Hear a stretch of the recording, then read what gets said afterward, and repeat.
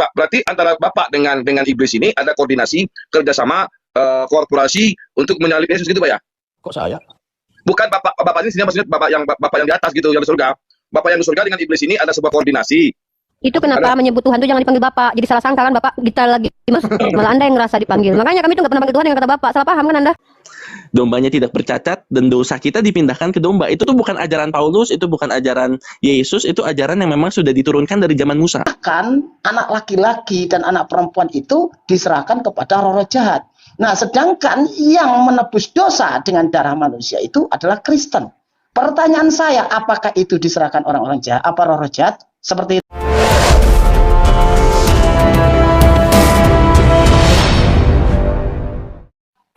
Iya Pak, saya juga tahu Bapak sudah baca tentang Perjanjian Lama, tapi mungkin di sini yang watching atau yang mendengar itu mungkin mereka belum tahu tentang Perjanjian Lama. Jadi saya jelaskan dulu. Jadi begini Pak, bahasa apa saya tahu namanya. Ya begini.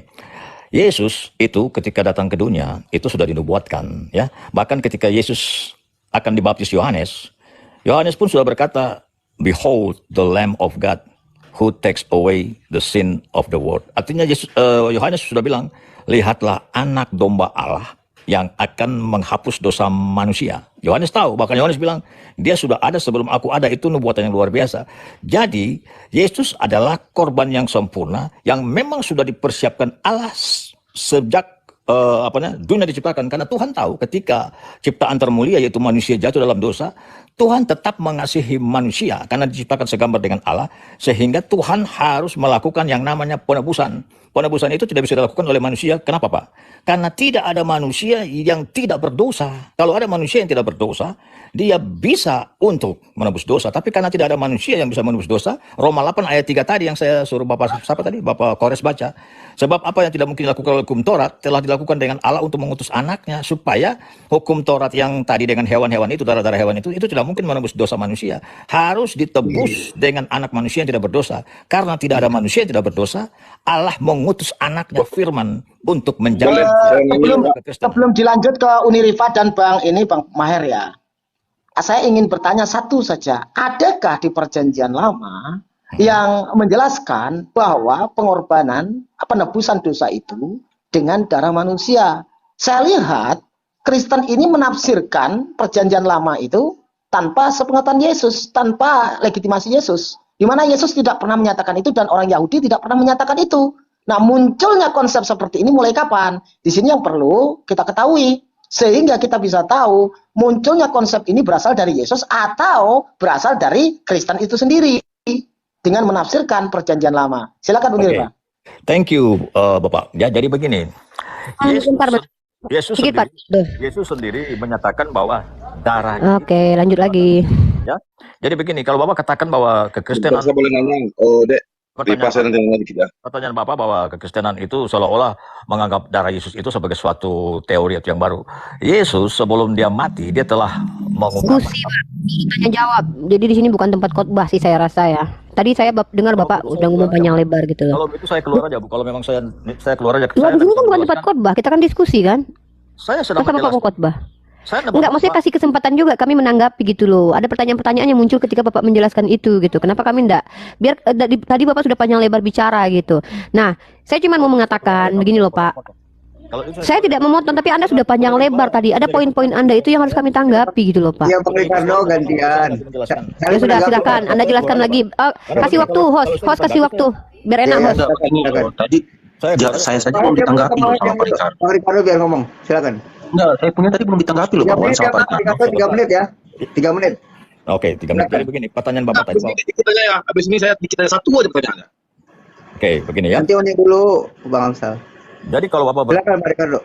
Kalau Bapak menyatakan bahwa Kristen seolah-olah membuat doktrin baru bahwa penebusan lewat darah manusia, itu Bapak keliru besar. Berarti Bapak belum membaca Alkitab. Karena Yesus sendiri telah mengatakan bahwa dia harus mati dalam 4 kali pembertuan, bahwa anak manusia harus disalib dan dibagikan pada hari ketiga. Dan mengenai darah, Yesus sendiri mengatakan pada saat Last Supper. Last Supper itu Yesus explain tentang kematian. Yesus katakan begini. Ya, sesudah itu ia mengambil cawan, mengucap syukur, lalu memberikannya kepada mereka dan berkata, minumlah kamu semua dari cawan ini. Toh, sebab inilah darahku, darah perjanjian yang ditumpahkan bagi banyak orang untuk pengampunan dosa, termasuk dosa Bapa dan saya.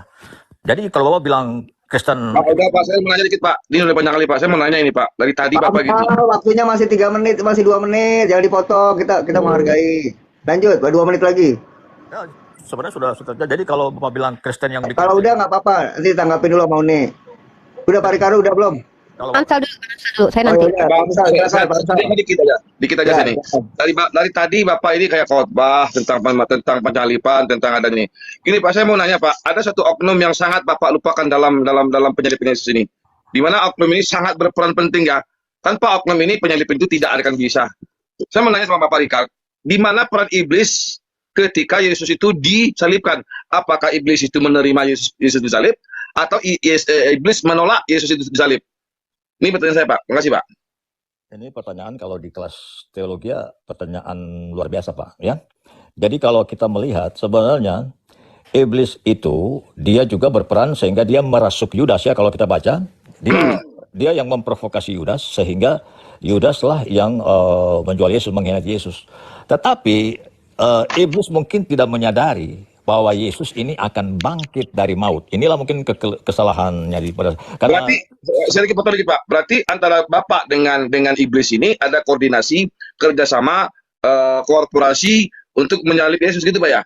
kok saya Bukan Bapak ini sini maksudnya Bapak yang di atas gitu, yang di surga. Bapak yang di surga dengan iblis ini ada sebuah koordinasi. Itu kenapa menyebut Tuhan tuh jangan dipanggil Bapak. Jadi salah sangka kan Bapak kita lagi mas, malah Anda yang ngerasa dipanggil. Makanya kami tuh nggak pernah panggil Tuhan dengan kata Bapak. Salah paham kan Anda? Iya. Makanya Pak, saya nanya Pak, apakah Bapak yang di surga ini dengan iblis berkoordinasi, berkorporasi, berjoin, bekerjasama demi terjadinya penyalipan Yesus ini Pak? penyaliban Yesus itu merupakan rencana Allah yang sudah disiapkan Allah ya. Iblis itu dia berusaha untuk membuat Yesus berdosa. Itu dulu ya. Makanya iblis Pertanyaannya iblis itu berkoordinasi dengan Bapak nggak untuk menyalibkan Yesus ini? Kan Bapak bilang tadi iblis itu masuk ke dalam Yudas. Nah kalau begitu berarti iblis dengan Bapak yang surga ini berkoordinasi, bekerjasama dengan Bapak. Gitu kan harusnya.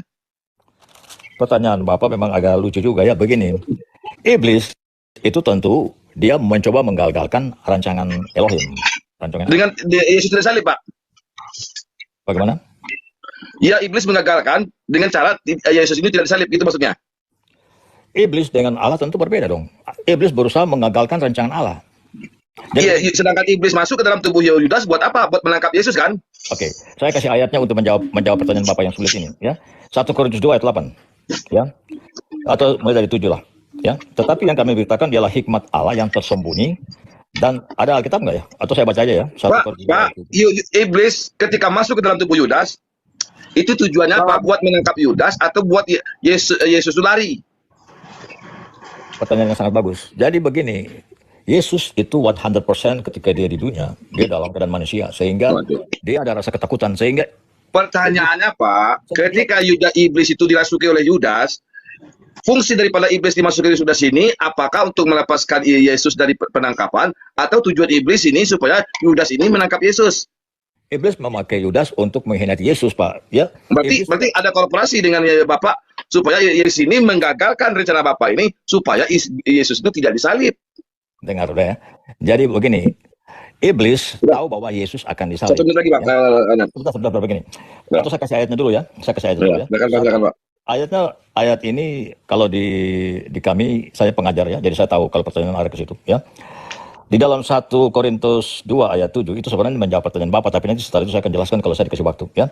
Jadi iblis itu sebenarnya dia memang berusaha menggagalkan Yesus, tetapi dia tidak yakin kalau Yesus itu akan taat sampai mati. Jadi syaratnya hukum Taurat itu Pak, dikatakan di dalam Bible, iblis merasuki Yudas untuk menangkap dia. Benar kan? ya benar. Nah, kalau begitu iblis ini kan harusnya bekerjasama dengan Bapak. Karena gara-gara iblis masuk ke dalam tubuh Yudas, nah maka Yesus itu ditangkap. Oke, persepsi Bapak bagus banget ya. Tapi saya kasih satu ayat dulu, baru saya jelaskan tentang apa yang Bapak tanyakan. Jadi pelan-pelan ya, jangan dipotong dulu ya. Untuk menjawab itu sebenarnya sudah ada, yaitu hikmat Allah yang tersembunyi dalam 1 Korintus 2 ayat 7. Tetapi yang kami beritakan itu Injil ya, adalah Pak Pendeta, saran aja Pak Pendeta ya. Kalau Pak Pendeta bicara ayatnya jangan dipotong-potong, jangan dilebih-lebihkan. Dari tadi kita paham loh ayat-ayat yang Bapak sampaikan itu kadang Bapak tambah-tambahin. Itu yang saya tidak suka, Pak. Ini saya dengan Alkitab, Pak. Kalau Bapak mau tidak Enggak, percaya, tadi begini, Anda tadi kan begini, saya dari awal ikut loh diskusi ini, bukan nggak ikut. Tadi Anda bilang lagi di Yohanes satu kesatuan, nggak ada satu kesatuan, cuma satu. Terus Bapak lagi bilang tadi Yesus ketakutan. Nah, sedangkan Anda bilang sendiri Yesus itu Tuhan, Yesus itu dihinggapi Roh Kudus. Kok ketakutan lagi? Bapak bahas. Makanya saya bilang Anda tadi juga mengatakan di Yohanes itu satu kesatuan, padahal di situ cuma satu, jangan ditambah-tambahkan lah Pak Pendeta ayatnya sendiri. Biar jelas, edukasinya bagus gitu. Bapak mungkin persepsi tentang perikoresis atau pemahaman Bapak mengenai kesatuan yang ilahi, akhirnya kita kembali lagi mundur. Tadi kan saya sudah jelaskan firman. Bukan masalah mundur, Pak. Saya bilang makanya jangan ditambah-tambahkan itu. Jadi kalau satu ya satu, jangan satu kesatuan. Saya tidak menambah-nambahkan, Pak. Semua hamba. Karena di situ ada satu kesatuan, Pak.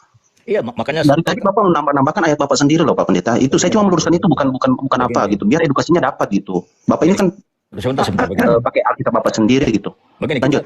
Kita jangan kembali lagi ke kesatuan ilahi. Tadi masalah ehad kita sudah sepakat ya. Jadi jangan kita kembali lagi. Saya sudah menjelaskan firman yang dari jadi manusia. Jadi yang tadi kesatuan ilahi itu, firman yang bersama-sama dengan Allah, firman itu sudah menjadi daging. Ya, jadi kita jangan bicara kesatuan ilahi lagi. Ya, nanti saya tidak bisa jelaskan kalau begini. Jadi Yesus itu 100% human, Pak. Ya, jadi Yesus itu pada saat di bumi itu dia sedang menjadi manusia. Makanya Yesus itu iblis merasuki Yudas supaya ketika Yesus mau disalib dalam kemanusiaannya, iblis yakin Yesus pasti akan gagal. Karena itu Yesus berdoa di Taman Getsemani, seolah-olah Yesus menyerah, tidak mau lagi menjadi penebus. Yesus bilang, ya sekiranya kalau memang ini Yesus tidak mau lagi menjadi penebus dosa, bergumul di Taman Getsemani, itu rencananya iblis bahwa Yesus nanti akan disiksa, dibuat menderita, sehingga Yesus berdoa bergumul di Taman Getsemani. Itu maksudnya iblis, tapi iblis gagal. Nah, kita lihat di dalam 1 Korintus 2 ayat 7. Tetapi yang kami beritakan adalah hikmat Allah yang tersembunyi. Ada dengan pertanyaan kita. Biar dulu, jangan ditimpal dulu Bang Amsal. Biar dia 1 menit dulu, jadi nggak ada itu loh. Poinnya apa sih ini? Nggak, maksudnya saya pengen tahu poinnya apa gitu. Nanti sambung sama Uni. Silakan Bang, 1 menit lagi. Ya, saya bingung poinnya itu apa gitu. Pak Pendeta Richardo ini menjelaskan apa gitu. Saya juga bingung, terlalu banyak pertanyaan nih Mbak Uni. Aduh, ya udah, jangan dikasih pertanyaan lagi lah. Kita gini aja lah, kita kerucutkan lah. Konsep keselamatan. Kita kan bicara tentang kurban-kurbanan tadi ya. Nah, mungkin saya biar lebih dapat poin ya, kita preposisinya kita tetapkan dulu. Kalau dalam iman Kristen itu, kalau kita baca dalam Perjanjian Lama, itu tuh kalau kita lihat baca dalam Perjanjian Lama, itu Tuhan menyelamatkan manusia dengan memberikan korban bakaran. Kalau kita baca dalam Keluaran pasal 29 di ayat ke-28 contohnya ya, itulah yang menjadi bagian untuk Harun dan anak-anaknya menurut ketetapan yang berlaku untuk selama-lamanya. Jangan berisik anak-anak. Jadi ada perkataan di sini bahwa ketentuan Tuhan tentang korban bakaran ini untuk selama-lamanya, berlaku untuk selama-lamanya. Nah, saya tidak mengerti dengan narasi untuk selama-lamanya ini. Selama-lamanya ini apakah berubah atau digenapi Yesus atau bagaimana? Karena ketika Yesus datang ke dunia menjadi korban menurut kalian teman-teman Kristen dan tidak diakui oleh orang Yahudi, maka sudah tidak ada lagi korban bakaran. Nah, jadi kontradiksi pernyataan Tuhan dengan faktualitas yang terjadi di iman kalian, ya, saya ingin pertanyakan ya. Fokus di Keluaran pasal 29 ayat 28. Itulah yang menjadi bagian untuk Harun dan anak-anaknya menurut ketetapan yang berlaku untuk selama-lamanya bagi orang Israel. Artinya Harun itu keturunannya harus memiliki ketetapan yang dilakukan selama-lamanya dan tidak berubah. Nah, apakah keluarga Harun sudah berhenti ketika Yesus datang atau bagaimana? Ya, ini sama seperti perjanjian kekal ya, perjanjian kekal antara Abraham dengan Tuhan di mana manusia harus bersunat atau berkhitan. Tapi justru khitan itu tidak penting lagi menurut Paulus. Kenapa dalam perjanjian lama Tuhan memberikan hukum kemudian dirombak habis-habisan oleh iman orang Kristen ya, doktrin Kristen maksud saya ya. Contoh seperti di dalam iman orang Yahudi atau di dalam perjanjian lama Tuhan mengatakan penghapusan dosa itu dengan lunak. Lalu tiba-tiba dalam imannya orang Kristen di perjanjian baru, tapi yang menjadi korban selama-lamanya adalah Tuhan. Nah, mungkin Pak Richardo sebagai pendeta bisa jelaskan itu. Tuhan seolah-olah berkontradiksi dengan pengajarannya sendiri, Pak. Terima kasih. Atau dia merubah ajarannya, ya silakan. Oke. Pertanyaannya. Iya, oke. Sebentar saya sapa dulu Bang Boling. Selamat malam Bang Likat. Assalamualaikum, shalom, selamat malam semua. Waalaikumsalam ya. Silakan Bang Ricardo. Oke, Mbak Uni Rifwa, pertanyaan yang bagus. Jadi begini, ya, saya jelaskan, jangan dipotong-potong dulu ya. Jadi kita tahu bahwa kekristenan itu berakar dari Yahudi. Pak, 2 menit Pak ya, silakan. Waduh, kayaknya kalau 2 menit saya nggak sanggup nih, karena ini. Ya 3 menit. Ya 3 menit. Jadi kalau dikatakan perjanjian kekal, itu memang benar perjanjian kekal, tetapi Di dalam Yeremia 31 itu sebenarnya Taurat atau perjanjian yang diikat Allah Elohim dengan Israel itu sebenarnya gagal total karena Taurat itu tidak bisa dilakukan oleh orang Israel secara sempurna. Karena itu dalam Yeremia 31 dikatakan sesungguhnya akan datang waktunya, demikianlah firman Tuhan, aku akan mengadakan perjanjian baru dengan kaum Israel. Ya, jadi kita tidak bisa berkata bahwa yang dikatakan Uni Riva tadi perjanjian kekal, karena di sini sudah dipotong pada saat Yeremia 31, pada saat mereka dibuang di Babel. Kenapa mereka dibuang di Babel? Karena mereka benar-benar tidak mentaati Taurat, sehingga hukum Taurat itu menjadi tidak berguna, sehingga Allah Elohim perlu mengadakan perjanjian baru. Ya, mengadakan perjanjian baru dengan kaum Israel dan kaum Yehuda, bukan seperti perjanjian yang telah kuadakan dengan nenek moyang mereka, ya, pada waktu aku memegang tangan mereka, membawa mereka keluar dari Mesir. Peraturan-peraturan kepada Israel itu diajarkan Elohim pada saat mereka keluar dari Mesir. Jadi Elohim tidak membawa mereka langsung ke tanah Kanaan, tetapi selama bertahun-tahun Elohim mengajari bangsa Israel untuk beribadah kepada Allah, untuk memberikan hukum-hukumnya. Tapi perjanjian-perjanjian yang dilakukan atau yang ingin dilakukan oleh bangsa Israel seperti ketika di Keluaran 19, ya, kami akan melakukan segala perintah-perintahnya. Mereka berkata ketika mereka melihat kemuliaan Allah di Gunung Sinai, kami akan taat kepada perintah-perintah. Ternyata mereka tidak mampu, sehingga Elohim perlu memperbaharui perjanjian baru. Tapi beginilah perjanjian yang kurakan dengan kaum Israel. Sesungguhnya waktu demikian firman Tuhan, aku akan menaruh Tauratku dalam batin mereka dan menuliskan dalam hati mereka. Maka aku akan menjadi Allah mereka dan mereka menjadi Allah umatku. Jadi hukum Taurat yang terdiri dari hukum moral, hukum ibadah, dan hukum sipil itu digenapi dalam diri Yesus Kristus. Sekian, ya. Oke, terima kasih. Ya, ya. Kalau kita merujuk kepada Yosua pasal ke-1 ayat 7 sampai 9 ya. Mari kita bacakan teman-teman ya. Kita rujuk di 1 Yosua ke-7 sampai ke-9. Saya tidak tahu Tuhan ini berubah pikiran ya, sehingga dia merubah setiap aturan-aturan yang dia kasih. Yosua pasal ke-1 ayat ke-7 saya bacakan sampai ke-9. Hanya kuatkan dan teguhkanlah hatimu dengan sungguh-sungguh. Bertindaklah hati-hati sesuai dengan seluruh hukum yang telah diperintahkan kepadamu oleh hambaku Musa. Janganlah menyimpang ke kanan atau ke kiri supaya engkau beruntung kemanapun engkau pergi. Janganlah engkau lupa memperkatakan kitab Taurat ini.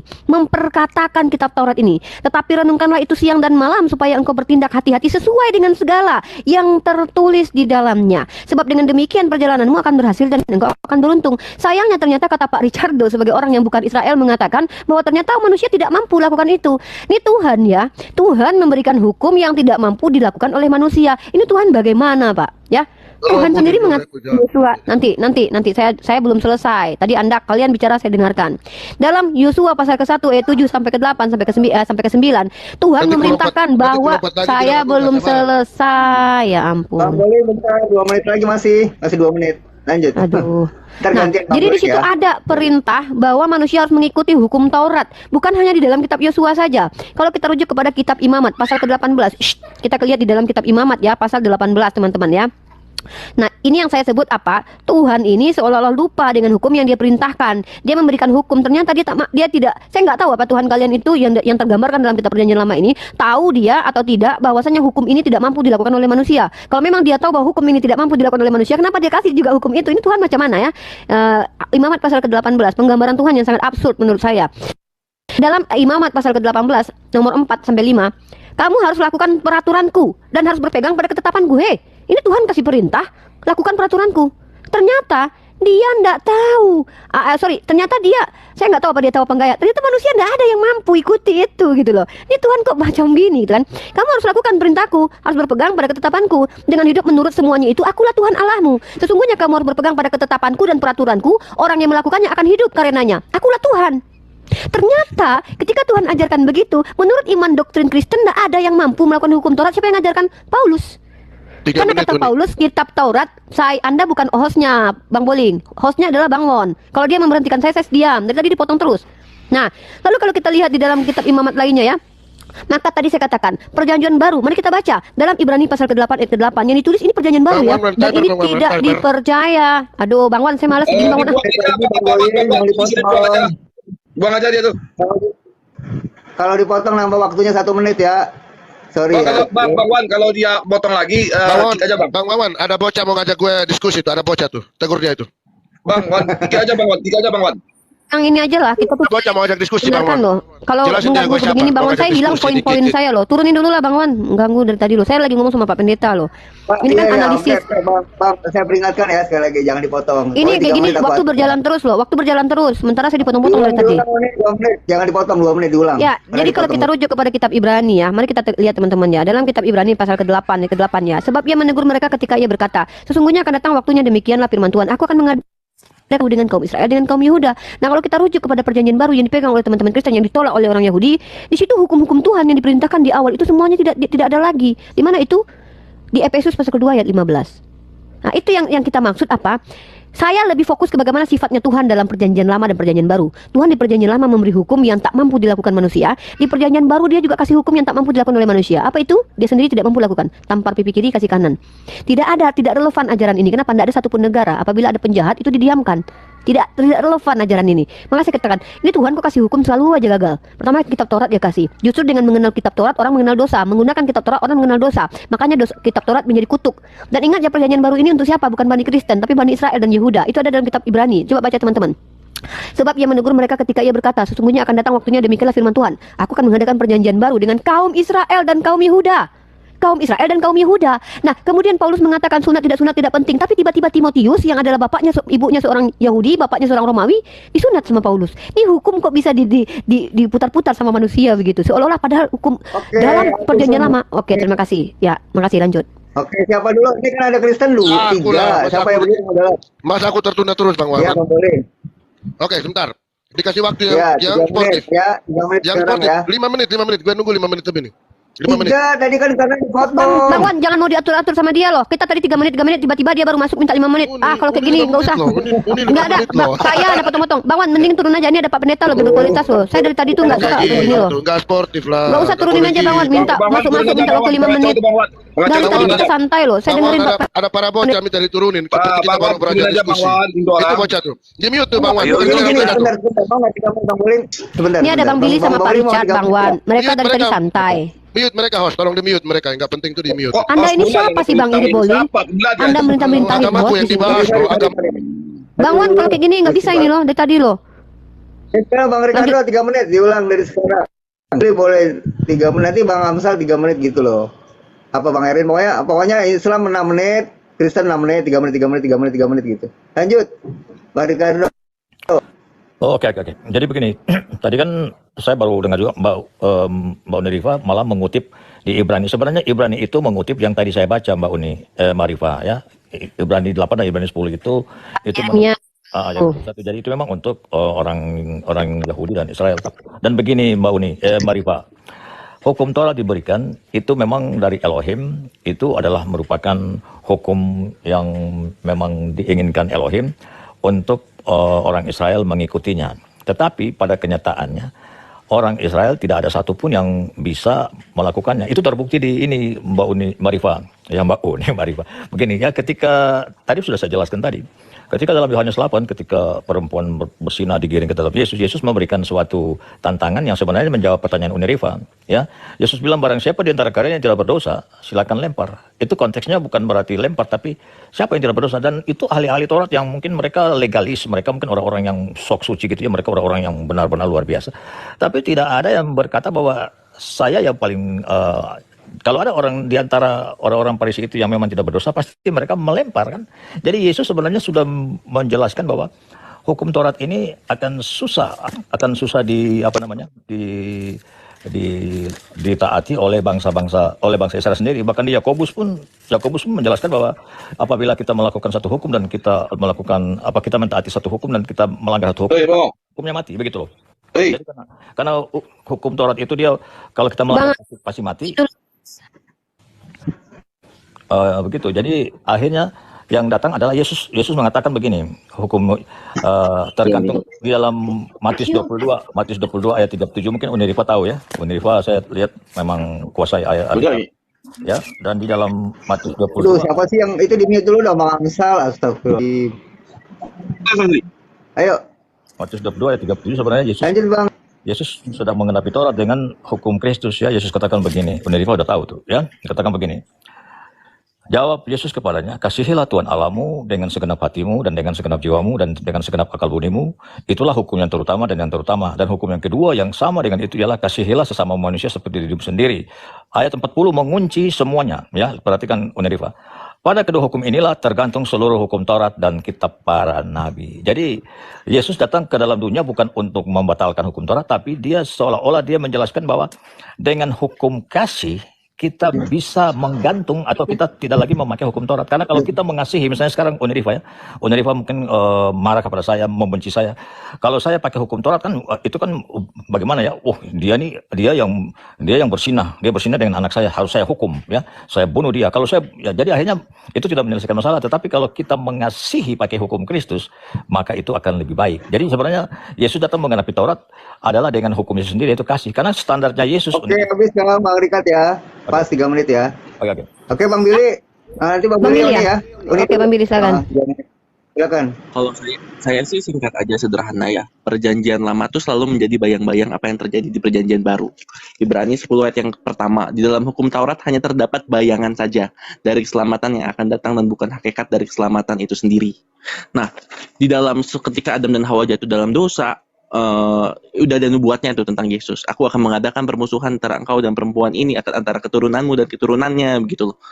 Jadi untuk menjawab ini tuh ada waktu itu orang teman Muslim yang nanya begini, kalau memang Tuhan tuh kenapa Yesus tuh dikasihnya ribuan tahun kemudian gitu? Kenapa nggak Yesus tiba-tiba langsung dikasih mati dan langsung gitu, nggak nunggu ribuan tahun baru keluar begitu?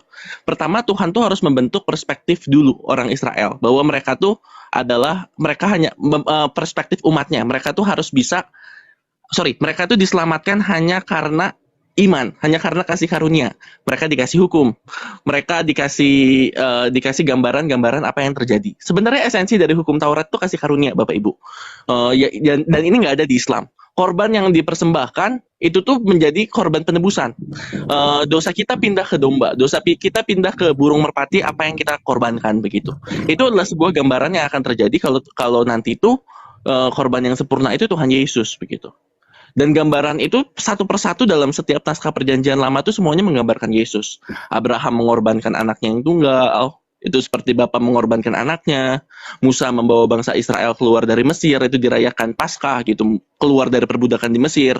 Yesus membawa kita semua keluar dari dosa, itu Paskah yang kedua, makna Paskah yang kedua begitu. Terus mereka ada hari raya panen begitu. Hari raya panen itu disebut hari raya Pentakosta. Itu juga peringatan turunnya hukum Taurat. Di perjanjian baru turunnya Roh Kudus dan hari raya panen jiwa-jiwa begitu. Jadi perjanjian lama itu selalu menjadi gambaran perjanjian yang baru.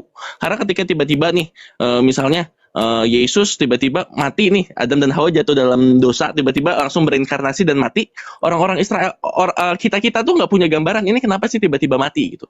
Tapi ketika situasi yang terjadi sekarang seperti ini, kita bisa tahu nih, Yesus ternyata adalah penggenapan dari perjanjian lama dan teks-teks yang ada di sebelumnya begitu. Teks-teks perjanjian lama yang ada di sebelumnya. Oke, silakan Oni. Jadi gini ya, coba tangkap poin saya dengan pelan. Saya tidak bertanya alasan mengapa begini, bukan. Coba dengarkan poin saya. Poin saya adalah tidak adanya konsistensi Tuhan dalam hal ini. Saya sudah bacakan dalilnya tadi. Yosua pasal ke-1 ayat 7 sampai 9 saya katakan. Tuhannya teman-teman yang digambarkan dalam kitab perjanjian lama itu mengatakan bahwa manusia harus hidup sesuai dengan aturan yang diberikan, yaitu kitab Torah. Itu perintah. Nah, ternyata menurut teman-teman Kristen sesuai doktrin yang diajarkan Paulus bahwa kitab Torah ini tidak menjadi keselamatan. Antara Tuhan perjanjian apa yang disampaikan Tuhan perjanjian lama itu seolah sia-sia gitu. Hiduplah kalian sebagaimana hukum Torah. Bagaimana seorang muda dalam kitab Mazmur, bagaimana seorang muda bisa hidup sesuai bisa menjaga hidupnya tetap benar, yaitu mempertahankan kelakuannya benar supaya hiduplah sesuai dengan perintah Tuhan. Ternyata itu tidak bisa dikerjakan. Jadi Tuhan ini kasih hukum kepada manusia yang memang sudah berdosa dari awal. Ternyata hukum itu tidak bisa dikerjakan. Ini Tuhan main-main ya. Kasih hukum tapi hukum itu ternyata tidak bisa dikerjakan sama manusia. Karena manusia dari awal sudah berdosa. Ini menurut saya ini Tuhan kayak kasih sesuatu yang sia-sia. Nah, dan parahnya lagi teman-teman, kalau kita rujuk ke dalam kitab, kita tahu ya, dari Adam sampai ke Yesus ada yang mengatakan 4.000 tahun jaraknya, ada yang mengatakan 6.000 tahun. Ayat sih tidak bermasalah tentang itu. Kalau kita rujuk antara Yesus sampai ke kita itu 2.000-an tahun. Ini setengah 4.000 tahun. Kalau kita ambil paling 4.000 tahun lah Adam ke Yesus. 4.000 tahun Tuhan tidak mendatangkan kasih karunia, saudara-saudara. Tuhan memberikan hukum Taurat yang tidak mampu dilakukan oleh siapa? Manusia. Tiba-tiba di abad pertama dia datang dengan kasih karunia. Bayangkan 4000 tahun ini kemana saja dia? Kemana saja dia? Apakah dia lupa? Apakah dia tidak memikirkan 4000 tahun ini orang-orang yang sudah dimatikan dia dalam dosa? Dia baru kasih karunia kemudian di abad pertama sampai sekarang 2000 tahunan. Dia selamatkan orang-orang Kristen itu. Dan walaupun dia sudah turun menjadi manusia, tetap tidak selamat seluruh dunia. Tetap banyak juga yang berbuat dosa, bahkan dari Kristen sekalipun. Ya, setiap Tuhan memberikan sebuah solusi buat kehidupan manusia, gagal. Saya bisa katakan gagal. Saya bisa tunjukkan ini. Pertama, begitu besar kasih karunia Tuhan sehingga Tuhan menyelamatkan. Ternyata tidak seluruh dunia selamat. Yang selamat adalah yang dipilih oleh Tuhan itu sendiri. Itu kenapa Pak Moza tadi saya nggak tahu dengan kalian berdua teman-teman Kristen, Pak Pendeta dan juga Billy, apakah dalam konsep kalian juga seperti itu, di mana Tuhan yang memilih siapa yang mau artinya tidak semua terselamatkan manusia, karena tidak semua, bahkan Yerusalem pun tidak mayoritas menjadi Kristen. Nah, jadi ketika Tuhan pun, even dia sudah lahir 33 tahun, dia hidup di dunia pun, semua dunia pun tidak selamat. Di Tuhan seperti ini, mohon maaf ya, saya khawatir dengan pemilik Tuhan seperti ini. Tuhan yang gagal selalu ketika dia mencoba sesuatu yang baru gitu. Pertama diberikan kitab Torah. Ya, habis waktunya ya, oke. Sedikit saya terakhir. Saya mau bentar. Islam masih 3 menit. Ya, Islam masih 3 menit ya. Saya mau nanti saya lemparkan kepada saya cuma bacakan ya. Parahnya lagi menurut Paulus, tetapi kitab suci telah mengurung segala sesuatu di bawah kekuasaan dosa. Ingat, bahkan kitab suci itu mengurung segala sesuatu dalam dosa. Bahkan kata Paulus yang mengatakan dalam kitab Galatia, manusia itu gara-gara hukum Taurat mengenal dosa. Ini Tuhan kasih hukum Taurat malah bikin manusia jadi mengenal dosa. Ini Tuhan kenapa ini? Ada apa dengan Tuhan? 4000 tahun loh dia biarkan. Saya tanggapi. Silakan. Bentar, Islam masih 2 menit. Oke. Saya kasih tambahan ya sedikit ya. Ini banyak soal tadi tuh, Mbak Rifa banyak poin. Gini, waktu Muslim kan masih ada santai Bang, biar lebih. Tenang, Bang Billy. Ayo lanjut Bang Erwin, nanti ditanggapin aja. Kita kan berbicara masalah pengorbanan nih, penghapusan dosa. Kalau kita melihat di Keluaran ya, Pak Rikat kan selalu membawa narasi dari Yahudi. Jadi selalu saya pertanyakan, dari mana sebenarnya Kristen ini yang selalu menjelaskan Yahudi, tetapi setelah dijalankan oleh Kristen itu berbeda. Tiap-tiap hari haruslah engkau mengolah seekor lembu jantan menjadi korban penghapus dosa untuk mengadakan perdamaian, dan haruslah kau sucikan misbah itu dengan mengadakan perdamaian baginya, haruslah engkau mengurapinya untuk mengkuduskannya. Dan banyak sekali dalil-dalil yang menjelaskan di mana domba sebagai penebusan dosa. Nah, jadi kalau kita melihat apa yang dijelaskan Pak Rikat panjang lebar, itu semakin jelas membedakan. Nah, sekarang kita lihat ada satu dalil di dalam Mazmur. Mereka mengorbankan anak lelaki mereka dan anak-anak perempuan mereka kepada roh-roh jahat. Jadi kami muncul pertanyaan ini. Kalau penebusan dosa mengorbankan anak manusia atau menyerahkan diri bahasa orang Kristen, apakah itu diserahkan kepada roh-roh jahat? Itu pertanyaannya. Silakan. Oke, waktunya masih 1 menit, kita sedekah buat Bang Billy. Ya, silakan Bang Billy sama Bang Jangan sedekahin. Jangan sedekahin saya. Saya kasih poin. Okay. Poinnya adalah pertentangan tentang hukum Taurat. No, ini masih tetap poinnya. Poinnya adalah pertentangan antara Tuhan yang di dalam Perjanjian Lama dengan Tuhan di Perjanjian Baru tentang hukum Taurat. Saya bisa tunjukkan itu pertentangannya. Di mana? Kalau kita lihat dalam Yosua, Imamat 18 dalam kitab Mazmur, hukum Taurat itu yang diberitakan Tuhan untuk dilakukan supaya manusia hidup benar. Bahkan dalam Imamat 18:5 melakukan hukum Taurat bisa menjadi kehidupan. Tapi ternyata menurut Paulus dalam Galatia pasal ketiga ayat ke-13 atau ayat ke-10 sampai 11, manusia tidak mampu hidup, bahkan tidak dibenarkan dengan kitab Torah 4000 tahun atau sebelumnya lah ketika Musa diberikan kitab Torah ya. Oke, silakan. Silakan Bang Billy, Bang Rika, siapa dulu? Bang Billy dulu. Panjang sih sebentar poinnya. Soalnya saya Billy dulu. Saya mau istirahat. Oh iya, silakan. Ya. Dimulai dari sekarang. Saya mau istirahat, jadi saya langsung jawab Bang Rifa punya dulu ya. Ya. Saya hanya mau menjawab dengan satu teori yang mungkin masuk akal ya. Mbak Uni bilang 4000 tahun ya. 4000 tahun itu sebenarnya sangat-sangat jelas ada di dalam Alkitab. Jadi begini, 2 Petrus 3 ayat 8 katakan bahwa 1 hari di mata Tuhan itu sama dengan 1000 tahun ya. Dan kita tahu bahwa tipologi anak domba yang dikorbankan itu adalah tipologi Kristus yang akan menjadi anak domba Allah. Yohanes bilang, behold the Lamb of God who takes away the sin of God. Jadi Yesus adalah tipologi domba Paskah yang tidak bercacat celah. Nah begini, kita lihat di Keluaran 12 ya.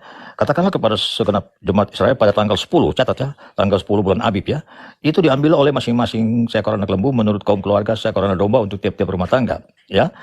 Nah, kamu harus mengurungnya ayat 6 sampai hari ke-14. Jadi 4 hari Mbak Unirifa ya. Mbak Unirifa tadi saya tergelitik bilang 4000 tahun baru Allah muncul. 1 hari di mata Tuhan itu 1000 tahun. Berarti 4 hari Tuhan Yesus turun ke dunia menurut waktunya Elohim, ya.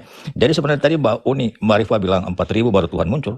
Itu sebenarnya tipologi Paskah anak domba ini sudah menjelaskan. Karena dari hari di tanggal 10 itu baru dikorbankan pada hari ke-14. Jadi 4 hari. 1 hari di mata Tuhan itu sama dengan 1.000 tahun. Jadi sebenarnya saya langsung menjawab. Dan begini, karena tadi baru 4.000 itu baru asumsi loh Pak. Enggak, ini justru saya dengan hikmat menjelaskan kepada Mbak Rifa, karena begini, hukum Taurat itu sekali lagi saya mau katakan, itu adalah bayangan daripada hukum yang akan datang dan tidak ada orang bisa melakukan hukum Taurat, ya. Tapi saya juga ini sekarang sudah larut di sini dan saya juga harus kerja besok, ya, ada pelayanan. Saya mohon pamit ya. Terima kasih Bang Rikat ya. Ya. Oke, makasih. Oke. Ya, oke. Pas 3 menit. Silakan Bang Billy. Dari sekarang. Ya, kalau ada yang mau Kristen naik, boleh. Silakan Bang Billy. Kalau kita mengutip-ngutip ayat Alkitab tuh, setiap ayat Alkitab tadi itu punya konteks. Cuman saya jelaskan konteks singkatnya ya. Intinya Paulus sebenarnya menegur orang Yahudi saat itu karena mereka berpikir saya dibenarkan karena perbuatan saya, karena saya menyembelih korban dan lain-lain. Padahal esensi dari hukum Taurat tuh konsisten. Esensi dari hukum Taurat tuh kasih karunia. Yang saya tadi bilang, kita dibenarkan tuh bukan karena kita benar, tapi karena dombanya tidak bercacat. Dombanya tidak bercacat dan dosa kita dipindahkan ke domba. Itu tuh bukan ajaran Paulus, itu bukan ajaran Yesus, itu ajaran yang memang sudah diturunkan dari zaman Musa. Jadi kalau ada yang bilang, oh itu logika dari mana tuh? Komen-komen tadi itu ajaran Paulus. Enggak. Korban kesalahan, kalau kita bikin salah, kita harus memberikan korban. Itu adalah ajaran dari Musa. Nah, dan dia tetap konsisten akan itu. Nah, Paulus tuh menegur orang-orang Farisi, orang-orang saat itu yang berasumsi kita tuh diselamatkan karena apa yang kita lakukan. Padahal enggak. Alkitab tetap konsisten dari awal. Yang membuat kita dibenarkan adalah korban tadi, pengorbanan tadi, dan sampai akhirnya mereka pun harusnya sadar mindset mereka dibentuk setelah ribuan tahun. Bukan korban yang kita lakukan tuh nggak sempurna, tapi korban yang sempurna adalah Yesus yang akan datang. Jadi sesungguhnya ketika Musa nih, apakah Musa diselamatkan? Kan Musa nggak ketemu Yesus misalnya. Musa dibenarkan karena imannya. Ditulis di kitab Ibrani pasal yang ke-12 kalau saya nggak salah ya. Dia dibenarkan karena iman yang dia lakukan begitu, karena iman kepada domba tadi, dan domba tadi adalah gambaran Yesus. Jadi setiap kita tuh diperhitung kita dibenarkan berdasarkan iman. Iman tuh pendengaran dari firman Kristus yang sudah diwahyukan saat itu. Kalau ya, iman itu adalah timbul dari pendengaran akan firman Tuhan yang sudah diwahyukan saat itu. Musa mungkin dia nggak tahu nih akan satu pribadi yang akan datang namanya Yesus. Cuman sampai saat itu dari awal Alkitab tetap konsisten. Kita dibenarkan karena korban yang kita lakukan, karena korban yang kita berikan. Domba yang kita korbankan harus domba yang nggak bercacat. Kita dibenarkan bukan karena perbuatan baik kita, tapi karena domba tadi. Dan ini adalah ajaran Yahudi begitu. Ini ajaran Yahudi dan akhirnya digenapi di kekristenan begitu. Korban yang sempurna adalah Yesus yang dari sekarang dan selama-lamanya. Dia tetap konsisten kok dari awal sampai akhir. Terus seolah-olah nih kata Paulus, tidak ada seorang pun yang dibenarkan karena melakukan hukum Taurat. Karena memang yang bukan karena hukum-hukum tadi begitu loh. Maksudnya tuh, bentar, saya mencoba membahasakannya karena ini cukup rumit ya. Bukan karena melakukan hukum-hukum yang tadi, tapi karena pengorbanan yang tadi. Jadi bukan hukum-hukum tadi yang menyelamatkan, tapi iman yang menyelamatkan. Mereka orang-orang Farisi itu melakukan hukum Taurat tanpa mengenal esensi dari hukum-hukum yang tadi. Nah, ketika kita terima kasih. Sebentar aku sapa dulu nih, ini Bang Tan dulu Kristen ya, Bang Tan. Selamat malam. Assalamualaikum warahmatullahi wabarakatuh. Nggak usah 3 menit aja biar enak. Ke dalam Mazmur pasal 19 ayat ke-7 ya. Mazmur pasal ke-19 ayat ke-7 sudah dijelaskan dengan apa seorang manusia itu bisa mempertahankan hidupnya biar benar, maka cara menjalankan perintah Tuhan. Dan kalau kita lihat Mazmur pasal 119 teman-teman ya, ini saya bilang tidak konsistennya Tuhan dalam perjanjian lama dengan perjanjian baru. Kalau teman-teman baca betapa pentingnya melaksanakan hukum Taurat, dan tadi saya menangkap perkataannya, karena Musa itu dibenarkan oleh karena iman, bukan karena hukum Taurat. Kalau memang setiap manusia pada zaman dulu dibenarkan karena iman, ya ngapain itu hukum Taurat dikasih? Ngapain? Ngapain Tuhan kasih hukum Torah? Lalu perintahkan setiap orang untuk melaksanakan hukum Torah gitu loh. Ini kayak Tuhan, ini kayak main-main gitu loh. Kalau memang setiap manusia dibenarkan karena iman, terus dia kasih lagi hukum Torah, ternyata gara-gara hukum Torah manusia akhirnya terkutuk. Siapa yang bilang? Paulus. Mari kita lihat. Kita lihat teman-teman, kita lihat dalam kitab Ibrani pasal ke-7 ayat 9 ya, 19 ya. Jadi teman-teman kalau seandainya kita lihat inkonsistensi ini adalah ada pertentangan satu ayat dengan ayat lainnya, itu terjadi antara pengajaran Paulus dengan pengajaran para nabi-nabi terdahulu. Di mana para nabi-nabi terdahulu sangat menghormati kitab Taurat, hukum Taurat, tetapi Paulus sendiri bahkan mengatakan bahwa Taurat itu adalah sebuah kutukan ya. Nah, sebab Hukum Taurat sama sekali tidak membawa kesempurnaan, tetapi sekarang ditimbulkan pengharapan yang lebih baik yang mendekatkan kita kepada Allah. Ini bertentangan dengan kitab Mazmur pasal 19 ayat 7 ya. Nih, tidak konsistennya teman-teman Kristen ini dan bilang itu konsisten kok Uni. Mana yang konsisten? Mari kita lihat dalam 19 ayat 7. Apa kata Daud? Taurat Tuhan itu sempurna, menyegarkan jiwa. Peraturan Tuhan itu teguh. Peraturan Tuhan itu teguh. Lalu tiba-tiba peraturan itu dihilangkan, ditiadakan di zaman perjanjian baru. Katanya peraturan Tuhan itu teguh, katanya menyegarkan jiwa. Lah ternyata barang siapa yang melakukan hukum Taurat dan tidak sempurna itu terkutuk. Kata siapa? Paulus dalam Galatia pasal ketiga. Ayo kita baca teman-teman ya. Dan kita baca dalam Galatia pasal ketiga. Ini saya akan membawa sebuah apa ya, menunjukkan betapa hukum Tuhan itu dihina nistakan oleh yang bernama Paulus dan orang Kristen. Nah, kalau kita lihat dalam Galatia pasal ketiga nomor 11 ya teman-teman, dibaca di sini. Dan bahwa tidak ada orang yang dibenarkan di hadapan Allah karena melakukan hukum Taurat. Padahal Tuhan sendiri dalam kitab Yosua pasal ke-1 nomor 7 sampai 9 mengatakan, lakukan hukum Taurat biar kalian hidup. Tapi kata Paulus, dan bahwa tidak ada seorang yang dibenarkan di hadapan Allah karena melakukan hukum Taurat adalah jelas karena orang yang benar akan hidup oleh iman. Kalau memang karena iman orang bisa hidup, ngapain Tuhan kasih hukum Taurat? Tetapi dasar hukum Taurat bukanlah iman, melainkan siapa yang melakukannya akan hidup karenanya. Jelas dia katakan nih, dia mengutip kitab perjanjian lama nih. Kitab apa yang ditulis? Imamat pasal ke-18 ayat 5. Sesungguhnya kamu harus berpegang pada ketetapanku dan peraturanku. Orang yang melakukannya akan hidup karenanya. Tuhan memberikan pengharapan bahwa kalau kau lakukan kitab Taurat, hukum Taurat, maka kau hidup. Ternyata tidak ada yang mampu. Tuhan, saya nggak ngerti apakah Tuhan kalian mengerti bahwa manusia tidak mampu lakukan ini karena manusia sudah berdosa dari awal ya. Tapi dia kasih pengharapan. Ternyata sia-sia pengharapan itu. Ternyata manusia akan dibenarkan hidup kalau Yesus yang menjadi manusia diimani sebagai Tuhan lalu melakukan hukumnya Yesus. 4.000 tahun loh. Tuhan sebelumnya itu memberikan hukum Taurat. Ini mengerikan sekali teman-teman. Tuhan seperti apa yang tidak konsisten dengan hukumnya sendiri. Nauzubillah min dzalik. Astagfirullah. Silakan Bang Billy. Silakan Bang Billy. Bang Tan diam dulu, Bang Tan diam dulu. Silakan Bang Billy. Kita bahas Taurat tuh ada pengertian yang mungkin kadang berbeda gitu. Taurat tuh bisa diidentifikasikan dengan 10 hukum. Taurat tuh bisa diidentifikasikan dengan tradisi tafsiran orang Yahudi saat itu. Taurat tuh bisa diidentifikasikan dengan peraturan-peraturan yang ada gitu, mengorbankan domba dan segala macam yang orang Muslim pun tidak melakukan itu lagi kan. Maksudnya tidak ketika berbuat salah kita korbankan domba begitu, nggak seperti itu kan.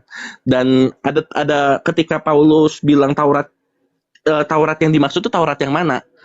Yang dimaksudkan oleh Paulus adalah tafsiran-tafsiran orang Yahudi yang tadi begitu loh. Karena esensi dari hukum Taurat tuh kasih karunia. Balik lagi, esensi dari hukum Taurat itu kasih karunia.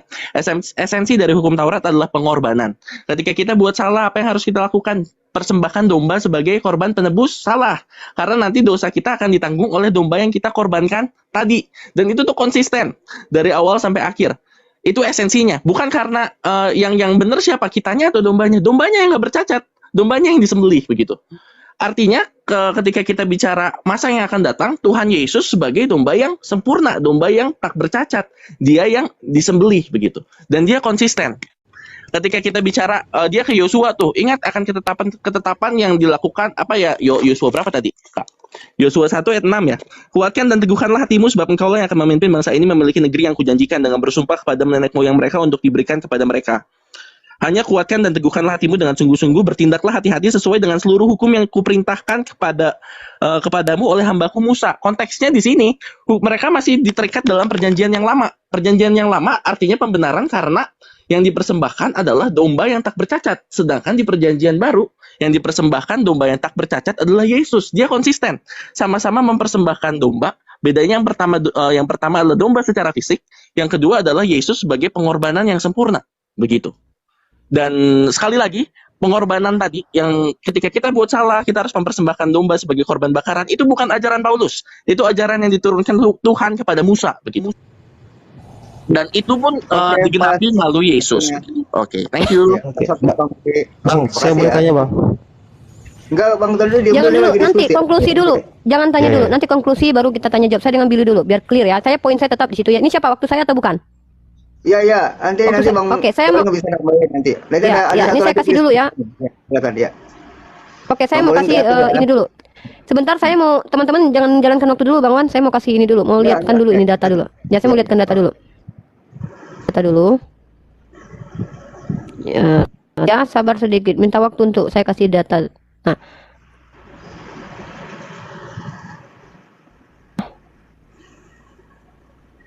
Sabar. Teman-teman lihat dulu ini, bentar, sabar itu. Oke, izin ya. Nah, loh mana ini datanya nih? Kok nggak kelihatan ini? Jadi saya tuh biar si Billy tahu dia apa yang usung gitu. Nah ini ya, sorry Billy. Billy. Izin ya Billy, saya mengatakan bahwa Tuhannya Billy itu tidak konsisten karena doktrin. Jadi Tuhan itu dianggap terlihat tidak konsisten karena doktrin kalian. Dan itu pengajaran Paulus. Ulangan pasal 27 ayat 26. Terkutuklah orang yang tidak menepati perkataan hukum Taurat ini dengan perbuatannya. Di sini yang dikutuk Tuhan adalah orang yang tidak menjalankan hukum Taurat, ya. Tidak menjalankan hukum Taurat dengan perbuatannya, dan seluruh bangsa itu harus berkata amin. Tapi apa kata Paulus? Paulus mengutip ayat ini dengan mengajarkan pengajaran yang berbeda. Apa kata Paulus dalam Galatia pasal ketiga ayat 10? Karena semua orang yang hidup dari pekerjaan hukum Taurat berada di bawah kutuk.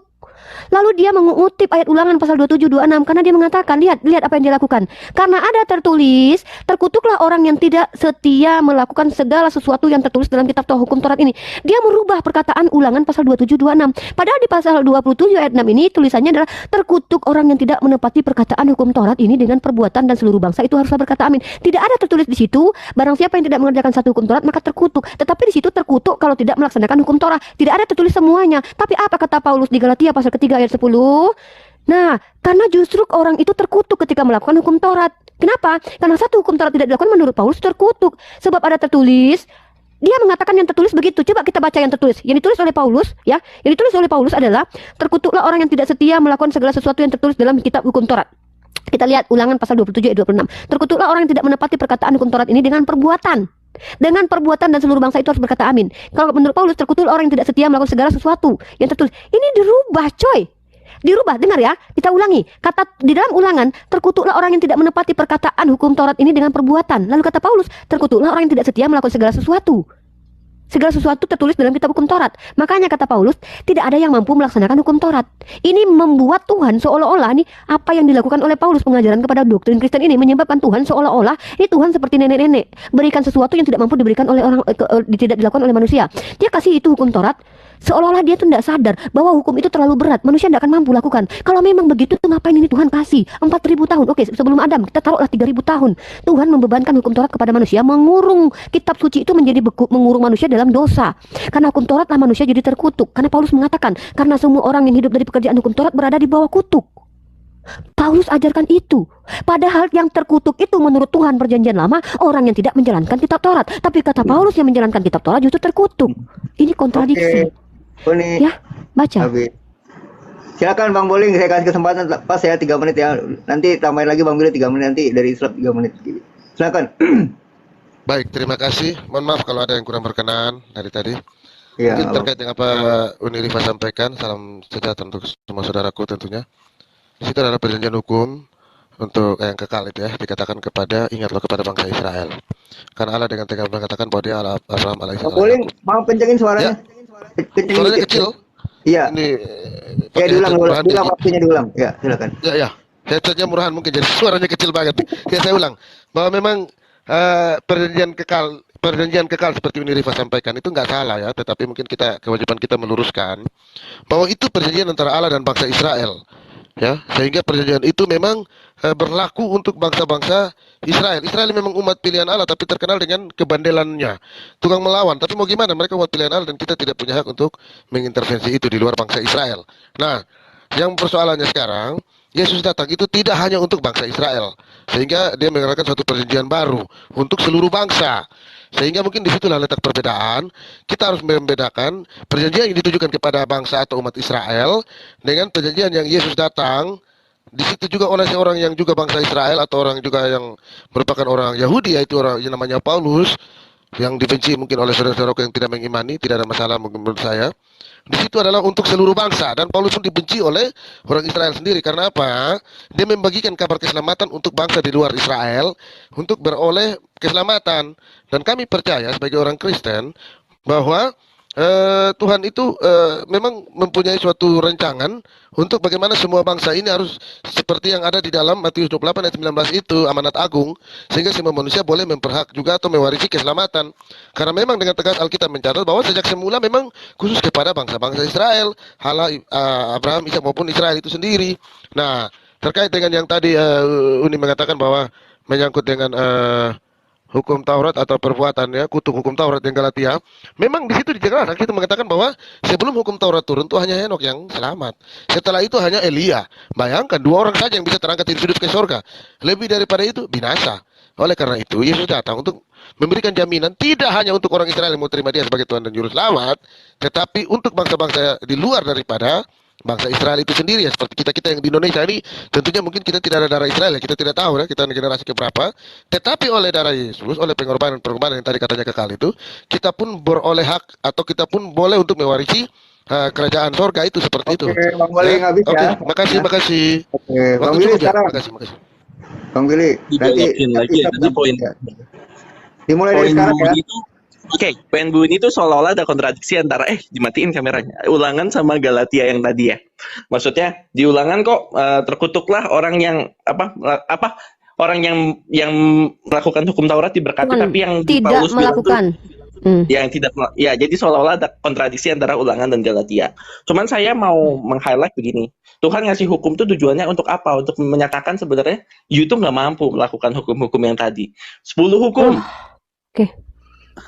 Jangan dipotong dulu ya. 10 hukum. Enggak, saya catat. Ya, 10 hukum. Nggak mampu kita lakukan dengan sempurna. Siapa dari kita yang nggak pernah mencuri? Siapa yang dari kita yang nggak pernah membunuh?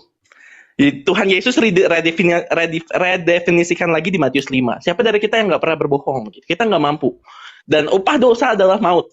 Tapi Tuhan Yesus di hukum Taurat tuh kasih solusi. Solusinya apa? Pengorbanan yang tadi. Kamu nggak mampu, tapi kalau kamu melakukan dosa, kamu kasih sembelihan. Kalau kamu berbuat dosa, kamu harus kasih korban. Dan itu pun konsisten. Akan ada korban yang the ultimate korban, yaitu yang Yesus berikan untuk dirinya sendiri. Logika begini, sekarang Verdi Sambo di penjara, bisa nggak Jokowi membebaskan? Nggak bisa, karena Jokowi sekalipun orang tertinggi, dia tidak bisa mengintervensi hukum.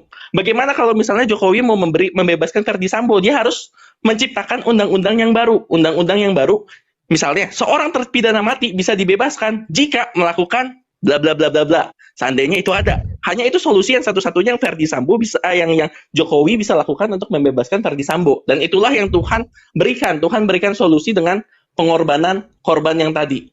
Dan korban yang tadi konsisten adalah dengan pengorbanan Yesus. Makanya Paulus tegaskan, bukan melakukan hukum yang menyelamatkan kita, tapi esensi dari pengorbanan yang tadi dengan pembakaran korban. Dan itu konsisten dari perjanjian lama sampai perjanjian yang baru, begitu loh. Dan namanya konsep keselamatan Kristen, misalnya nih, saya selalu taat lampu merah.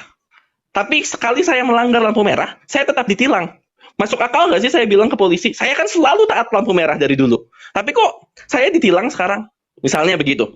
Atau Verdi Sambo, dia dengan 1000 prestasi yang ada di polisi gitu. Sekali dia melakukan kesalahan membunuh, segala prestasi yang ada itu tidak bisa menutupi kesalahan yang dia lakukan. Kalau memang Verdi Sambo harus mau bebas, maka harus ada undang-undang yang baru. Oke, habis ya, Bang. Oke, good ya. Saya Sejauh ini, siapa lagi? nanti Oke. biar Uni dapat waktu lebih dari 3 menit saya, dilanjutkan dengan Uni biar dapat lebih 3 menit lagi dari 3 menit pertama. Kalau kita mendengar dari Saudara Inyo ya, mengatakan bahwa hadirnya Yesus memunculkan perjanjian baru, itu apakah tidak salah? Apakah Yesus pernah menyatakan membuat perjanjian baru? Saya mendengar Yesus datang itu munculnya perjanjian baru. Sedangkan Yesus kita lihat tidak pernah mengenal perjanjian baru. Di mana perjanjian baru muncul setelah Yesus tidak ada. Jadi apapun yang dikatakan oleh saudara-saudara kita Kristen ini memang tidak ada hubungannya dengan perjanjian lama. Karena perjanjian lama itu sangat jelas tentang penebusan dosa itu siapa, apa yang dikorbankan, tentang darah hewan. Nah, pertanyaan saya tadi belum dijawab. Di dalam ajaran Yahudi, orang yang menyerahkan anak laki-laki dan anak perempuan itu diserahkan kepada roh-roh jahat. Nah, sedangkan yang menebus dosa dengan darah manusia itu adalah Kristen. Pertanyaan saya, apakah itu diserahkan orang-orang jahat, apa roh-roh jahat? Seperti itu. Silakan Uni dilanjutkan, masih banyak waktunya Uni.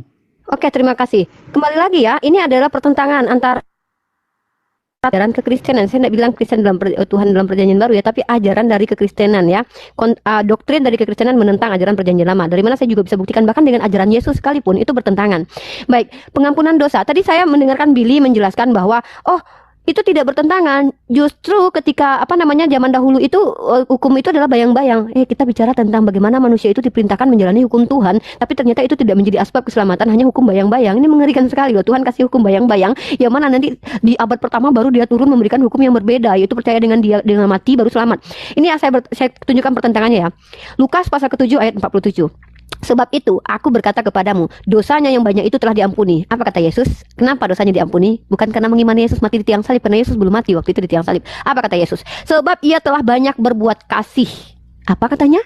Karena dia berbuat kasih. Apa itu? Amal baik. Kemudian tetapi orang yang sedikit diampuni, sedikit juga berbuat kasih. Ternyata bukan cuma di dalam Lukas diajarkan. Ini Lukas mengutip harusnya adalah ajaran dari murid-murid Yesus, orang yang paling dekat dengan Yesus. Maka apa kata Yakobus pasal kedua ayat 25? Dan bukankah demikian juga Rahab PSK itu dibenarkan karena perbuatan-perbuatannya? Karena perbuatan. Nah, ketika ia menyembunyikan orang-orang yang disuruh itu di dalam rumahnya, lalu menolong mereka lolos melalui jalan lain. Perbuatan. Nah, kemudian kalau kita lihat dalam kitab teman-teman yang apa namanya ya, kalau kita lihat dalam ajarannya doktrin kekristenan di dalam Perjanjian Baru, mari kita buka Ibrani pasal 9 ayat 22. Nih, ya, kita buka Ibrani pasal 9 ayat 22. Teman-teman tahu tidak apa kata Ibrani pasal 9 ayat 22 di sini? Maka saya bacakan. Ya, oke. Ini dia saya sebut dengan tidak konsistennya Tuhan. Dan hampir segala sesuatu disucikan menurut hukum Taurat dengan darah. Dan tanpa penumpahan darah tidak ada pengampunan. Lah kalau nggak ada penumpahan darah, nggak ada pengampunan, itu PSK yang diampuni itu emang darah siapa yang ditumpahin? Darah Yesus? Enggak. Kalau kita lihat juga, karena apa kata Yesus dia diampuni? Karena dia banyak berbuat kasih. Makanya Martin Luther itu mengatakan bahwa surat Yakobus bukan iman tanpa perbuatan itu artinya mati. Itu dianggap Martin Luther sebagai surat jerami. Surat yang diragukan oleh Martin Luther. Karena Martin Luther berpegang teguh kepada bahwa iman yang menyelamatkan, bukan perbuatan. Nah ini saya bilang nih tidak ada konsistennya dalam kitab kalian. Kenapa sih bisa berkata begitu? Saya membaca sendiri ajaran Matius, ajaran Lukas, ajaran Yakobus mengatakan bahwa orang-orang diampuni karena perbuatannya, bukan imani tok. Ya, itu terbukti dengan data yang sudah saya bacakan tadi, Billy. Nah, kemudian terkait tentang Perjanjian Lama, saya mengatakan Perjanjian Lama sangat dimuliakan. Kitab Taurat itu sangat dikatakan sebagai sempurna, ya. Bahkan itu tertulis dalam kitab Mazmur, ya. Dan di Galatia bahwa kitab hukum Taurat itu tidak menyempurnakan, bahkan menjadi kutuk. Kitab Taurat menjadi kutuk bagi orang yang tidak sempurna melakukannya. Lalu Anda bilang, Anda sepakat tadi, justru ini argumen yang saya tunggu-tunggu, kejujuran Anda mengatakan bahwa Tuhan memberikan hukum itu memang bukan untuk dilakukan ternyata. Karena menurut Billy sudah akui bahwa memang Tuhan memberikan hukum Taurat itu ternyata memang manusia tidak mampu lakukan. Lagi kok Tuhan kok koyo ngono gitu loh. Kasih hukum yang tidak bisa dilakukan. Lah kalau memang manusia tidak bisa melakukan, lah ngapain dikasih itu hukum? Kenapa nggak dari awal saja Tuhan itu turun jadi manusia lalu menebus? Apa nggak mikirin tuh orang ribuan tahun, berapa juta yang sudah masuk dosa neraka gara-gara melakukan hukum Taurat? Anda sendiri tahu bahwa tidak ada manusia yang sempurna melakukan hukum Taurat. Gara-gara itu terjadilah kutuk terhadap mereka. Lah ini Tuhan yang ngasih kok. Lah kenapa mereka disalahkan? Tuhan yang kasih. Tuhan yang kasih kitab Taurat kepada mereka. Gara-gara itu juga tahu bahwa tidak ada manusia yang mampu menjalankan hukum Taurat dengan sempurna. Tapi Tuhan biarkan itu ribuan tahun. Di abad pertama dia baru datang menyelamatkan. Ini kok Tuhan kenapa? Ini Tuhannya ada apa itu? Bukan ngatur Tuhan, tapi saya mempertanyakan ini Tuhan ada apa?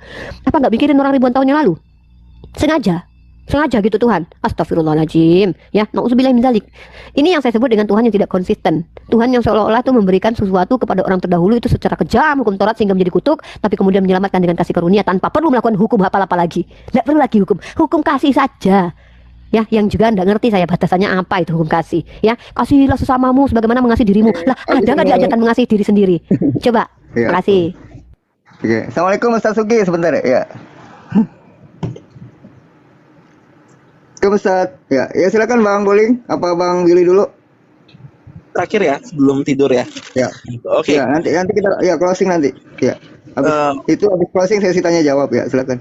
Oke. Bang Di Willy dulu, Yohanes kita yang Bro Erwin bilang ada pengorbanan manusia tuh artinya kita mempersembahkan pada roh-roh jahat. Karena pada saat itu pengorbanan manusia itu dilakukan kepada yang memang dewa-dewa jahat pada saat itu. Dewa-dewa yang bukan Yahweh saat itu. Jadi waktu itu tuh ditentang dalam Perjanjian Lama di kitab Mazmur, jangan kamu mempersembahkan kepada Molok begitu ya. Tapi di dalam kitab Yohanes sendiri dikatakan tuh, Yohanes ketika melihat Yesus, lihatlah anak domba Allah yang menghapus dosa dunia. Yohanes yang bilang, Nabi Yohanes, bukan Yohanes murid Yesus. Dikatakan inilah domba Allah yang menghapus dosa dunia. Artinya memang konsep Yesus ketika datang memang untuk disembelih seperti itu. Lanjut lagi ke poin yang Ibu Rifa sampaikan tadi. Kalau gitu buat apa dong Tuhan Yesus datangnya kok baru di abad pertama? Kenapa nggak dari dulu datang begitu? Karena pertama Tuhan harus menegaskan, mengajarkan kepada umatnya kalau upah dosa adalah maut, dan dosa harus hanya bisa diselesaikan dengan darah. Eh, Tuhan tekankan itu dari awal, upah dosa adalah kamu terpisah dengan aku. Adam dan Hawa menurut kekristenan diusir dari Taman Eden. Lalu Tuhan menyembelih binatang saat itu juga dan menutupi tubuh mereka dengan binatang. Artinya mereka tahu apa yang konsekuensi yang mereka lakukan adalah binatang yang disembelih. Mereka harus punya mindset, oh dosa saya berpindah ke binatang. Baru akhirnya itu dibakukan di hukum Musa, begitu loh. Dibakukan di hukum Musa. Jadi lewat binatang yang kita korbankan itu melambangkan kematian Tuhan Yesus. Baru akhirnya Yesus mati. Soal Rahab tadi yang pelacur tadi, menurut kitab Ibrani 11 ayat 31, karena iman maka Rahab perempuan sundal itu tidak turut binasa bersama-sama dengan orang durhaka karena iman. Karena ia telah menyambut pengintai-pengintai itu dengan baik. Jadi menurut kekristenan, iman itu selalu menghasilkan perbuatan baik. Kita percaya nih, Rahab ini percaya nih, ini tuh umat pilihan Tuhan. Ini tuh umat yang dijanjikan Tuhan. Jadi kalau saya selamatkan, saya pasti dapat keselamatan. Lewat iman itu diperhitungkan sebagai suatu kebenaran begitu. Jadi Rahab pun secara nggak langsung lewat pemahamannya yang terbatas, dia percaya Ibrani berapa? Billy, Tuhan Yesus. instruksi. Ibrani 11 ayat 31. Ibrani 11:31. Oke. Jadi Lanjut. mereka lewat pemahaman yang terbatas, Rahab dan orang-orang di perjanjian lama sebenarnya mereka beriman ke depan, ke masa yang akan datang kepada Tuhan Yesus. Udah singkat sampai di situ. Thank you semuanya. Tuhan Yesus memberkati. Saya izin pamit. Terima kasih Bang Willy. Oke. Terima kasih. Oke, saya menanggapi Billy dulu ya. Billy, ini lagi yang saya katakan ke... Oh, Billy sudah turun ya? Iya, boleh Bang Willy. Jadi teman-teman ya. Oh, kasih waktu belum ya? Oke, saya pikir Billy udah turun. Saya pengen ke Billy gitu loh. Tapi udah Billy-nya udah turun. Ya. Bang Boling mau nambahin nggak Bang Billy? Kalau enggak, Bang Boling. Mau. Ada. Ya silakan 3 menit ya. Nih. Oke, makasih. Mohon maaf kalau modulasinya agak kecil ya, mungkin. Iya, nggak apa-apa. Baik, saya mulai dari Adam dulu ya. Adam jatuh dalam dosa, itu hanya satu aja. Jangankan 10 perintah Allah dalam hukum Taurat, satu aja. Jangan kau makan buah itu. Apa yang terjadi? Adam jatuh. Ketika itu Allah mengatakan bahwa engkau makan buah itu engkau akan binasa. Apa buktinya? Adam mati 930 tahun. Nah, kita lanjut kepada sebelum hukum Taurat itu ada Henok. Henok bisa melakukan itu dengan baik. Bukan berarti tidak ada manusia yang berhasil. Ada, tapi sangat terbatas. Lebih banyak binasa daripada yang tertolong. Diturunkan hukum Taurat. Siapa manusia yang berhasil naik ke surga cari Elia? Nah, apakah banyak? Cuma satu aja. Maka Yesus datang membawa hukum kasih. Nah, itu lagi. Yang berikut menyangkut perempuan yang tadi, walaupun sudah dijelaskan tadi, ingat loh, walaupun Yesus belum mati, tapi dia datang kepada Yesus sendiri dan meminta ampun dosa, menumpahkan minyak berwatu, mengusap dan meminta pengampunan. Yesus memberikan pengampunan kepadanya, tapi Yesus berpesan, pergilah dan jangan berbuat dosa lagi. Bukan berarti Yesus mengatakan bahwa dosamu sudah diampuni dan kamu bebas berbuat dosa, tidak seperti itu. Nah, yang perlu kita pahami bahwa iman tanpa perbuatan adalah mati. Dia datang kepada Yesus karena dia punya suara apa ya? Audionya. Dia datang untuk meminta pengampunan ya. Dan dia punya iman, maka Yesus mengampuni dia karena dia punya iman. Nah, Ibrani 9:22 yang disampaikan Uni Rifa tadi menyangkut darah dan nyawa, saya pikir tadi Abung Billy sudah sempat angkut sedikit menyampaikan. Itu juga tidak kekal karena apa? Darah binatang yang ditumpahkan, darah hewan. Tetapi ingat, binatang yang harus ditumpahkan darahnya juga harus tidak bercacat celah. Ya, seperti saudaraku yang muslim ketika hari kurban. Aduh, kok berisik ya suaranya. Mohon maaf, suaranya agak berisik ya, saya tidak konsen. Enggak, lanjut Bang, lanjut. Ya. Suaranya binatangnya juga tidak boleh bercacat celah, harus sempurna. Ya itulah saudaraku muslim pun melakukan hari kurban. Kadang kita juga mendapat dagingnya enak dimakan tuh. Dagingnya nikmat ya. Karena kita di NTT hari kurban banyak dapat daging kurban. Kita saling berbagi. Enak dagingnya, manis. Bahkan terasa mungkin karena tidak bercacat celah. Nah, demikian pula dengan anak domba darah Allah itu sendiri, kita harus pastikan bahwa dia memang tidak boleh bercacat celah dan tidak memiliki sesuatu yang dalam hal ini adalah dosa. Nah, kita harus pastikan bahwa sejak awal manusia itu memang tidak mampu untuk secara utuh melaksanakan perintah Tuhan. Tetapi ada contoh Tuhan menyatakan masih ada satu orang yang Henok maupun Elia yang mampu untuk melaksanakan itu. Lebih banyak binatang. Oke, habis ya Bang. Oke, terima kasih. Une closing aja 4 menit ya sama Kristen, nanti baru sesi Closing ya. TikTokan Ya. santai. Baik, terima kasih ya. 4 menit ya. Pertama yang tidak bisa dibantah oleh teman-teman Kristen adalah perbedaan. Ada perbedaan antara hukum yang diberikan oleh Tuhan versi Perjanjian Lama dengan Tuhan versi Perjanjian Baru. Faktualnya adalah orang-orang Bani Israel menjalankan hukum Taurat, orang-orang yang mengimani Perjanjian Lama dan Perjanjian Baru yang mereka sebut dengan sebutan Kristen sudah tidak lagi menjalankan hukum Taurat kecuali orang-orang Advent, ya. Karena apa? Dasarnya Efesus pasal 2 ayat 15, dengan matinya Yesus telah batal hukum Taurat. Tapi di situ mereka akan mengatakan bahwa tidak semua hukum Taurat, pada tidak ada penjelasannya di situ. Saya tidak tahu mereka dapat dari mana. Oh enggak, Paulus hanya membatalkan hukum seremonial, tapi hukum moral tidak, padahal tidak tertulis di situ ya. Saya tidak tahu mereka dapat dari mana. Yang pertama, poin pertama. Poin kedua adalah itu tidak bisa dibantah karena memang berbeda. Yang kedua adalah dalam kitab Perjanjian Lama berkali-kali dalam Yosua pasal ke-1 ayat 7 sampai 9, Imamat pasal 18 ayat 4 sampai 5, Imamat 18 ayat ke-5, Ulangan pasal 27 ayat 26, Mazmur pasal 19 ayat 7, Mazmur 119 ayat 9 dikatakan berkali-kali kalian harus melaksanakan hukum Taurat. Wajib hukumnya dilaksanakan. Bahkan kata Tuhan dalam Ulangan pasal 28 ayat ke-58 sampai 59, kalau tidak lakukan hukum Taurat, Tuhan akan hukum kalian. Dalilnya mana? Ini, kata Tuhan dalam ini. Maka Tuhan akan menimpakan pukulan-pukulan yang ajaib jika engkau tidak melakukan dengan setia segala perkataan hukum Taurat yang tertulis dalam kitab ini, dan engkau tidak takut akan nama Tuhan yang mulia dan dahsyat ini, yakni akan Tuhan Allahmu, maka Tuhan akan menimpakan pukulan-pukulan yang ajaib kepadamu dan kepada keturunanmu. Tuhan, kata si Billy tadi, memberikan hukum bayangan. Sebenarnya Tuhan berikan hukuman yang tidak mampu dilakukan oleh manusia, tapi Tuhan mengancam, kalau kalian tidak mampu lakukan, aku pukul kalian. Ini Tuhan kayak mana ini?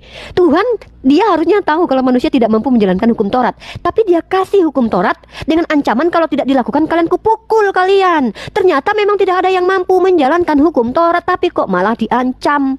Di abad pertama bertahun setelah Adam lahir, Adam ada di dunia, dia datang dengan membatalkan seluruh ketentuan hukum itu melalui suara Paulus, perkataan Paulus. Walaupun Yesus sendiri mengatakan, jangan menyangka aku datang untuk membatalkan, menghilangkan hukum Torah atau meniadakan hukum Torah. Tapi Paulus yang membatalkannya dalam Efesus pasal kedua nomor 5. Faktualnya tidak semua Kristen menjalankan hukum Taurat. Yang mereka tahu adalah kami jalanin kok hukum Taurat yang 10 itu doang. Sementara kita tahu hukum Taurat itu bukan cuma 10 doang, ada 600 sekian misfot, ya. Itu yang perlu dipahami. Kemudian mari kita lihat kontradiksi tentang hukum yang diajarkan oleh doktrin Kristen berdasarkan surat-surat Paulus atau kitab Ibrani atau kitab-kitab Perjanjian Baru menentang kitab Perjanjian Lama. Salah satunya, jangankan ya, murid Yesus yang bernama Yakobus saja bertentangan dengan penulis kitab Ibrani yang kita tidak tahu siapa yang katanya adalah Paulus. Mari kita baca. Yakobus, dan bukankah demikian juga Rahab, PSK itu dibenarkan karena perbuatan-perbuatannya di sini, kata Yakobus. Kita nggak tahu siapa yang berdusta di antara kedua orang ini, ya. Ketika ia menyembunyikan orang-orang yang disuruh bla bla bla. Tapi apa kata penulis kitab Ibrani? Nih, apa kata penulis kitab Ibrani? Karena iman, maka Rahab perempuan CSUN dual itu tidak turut binasa.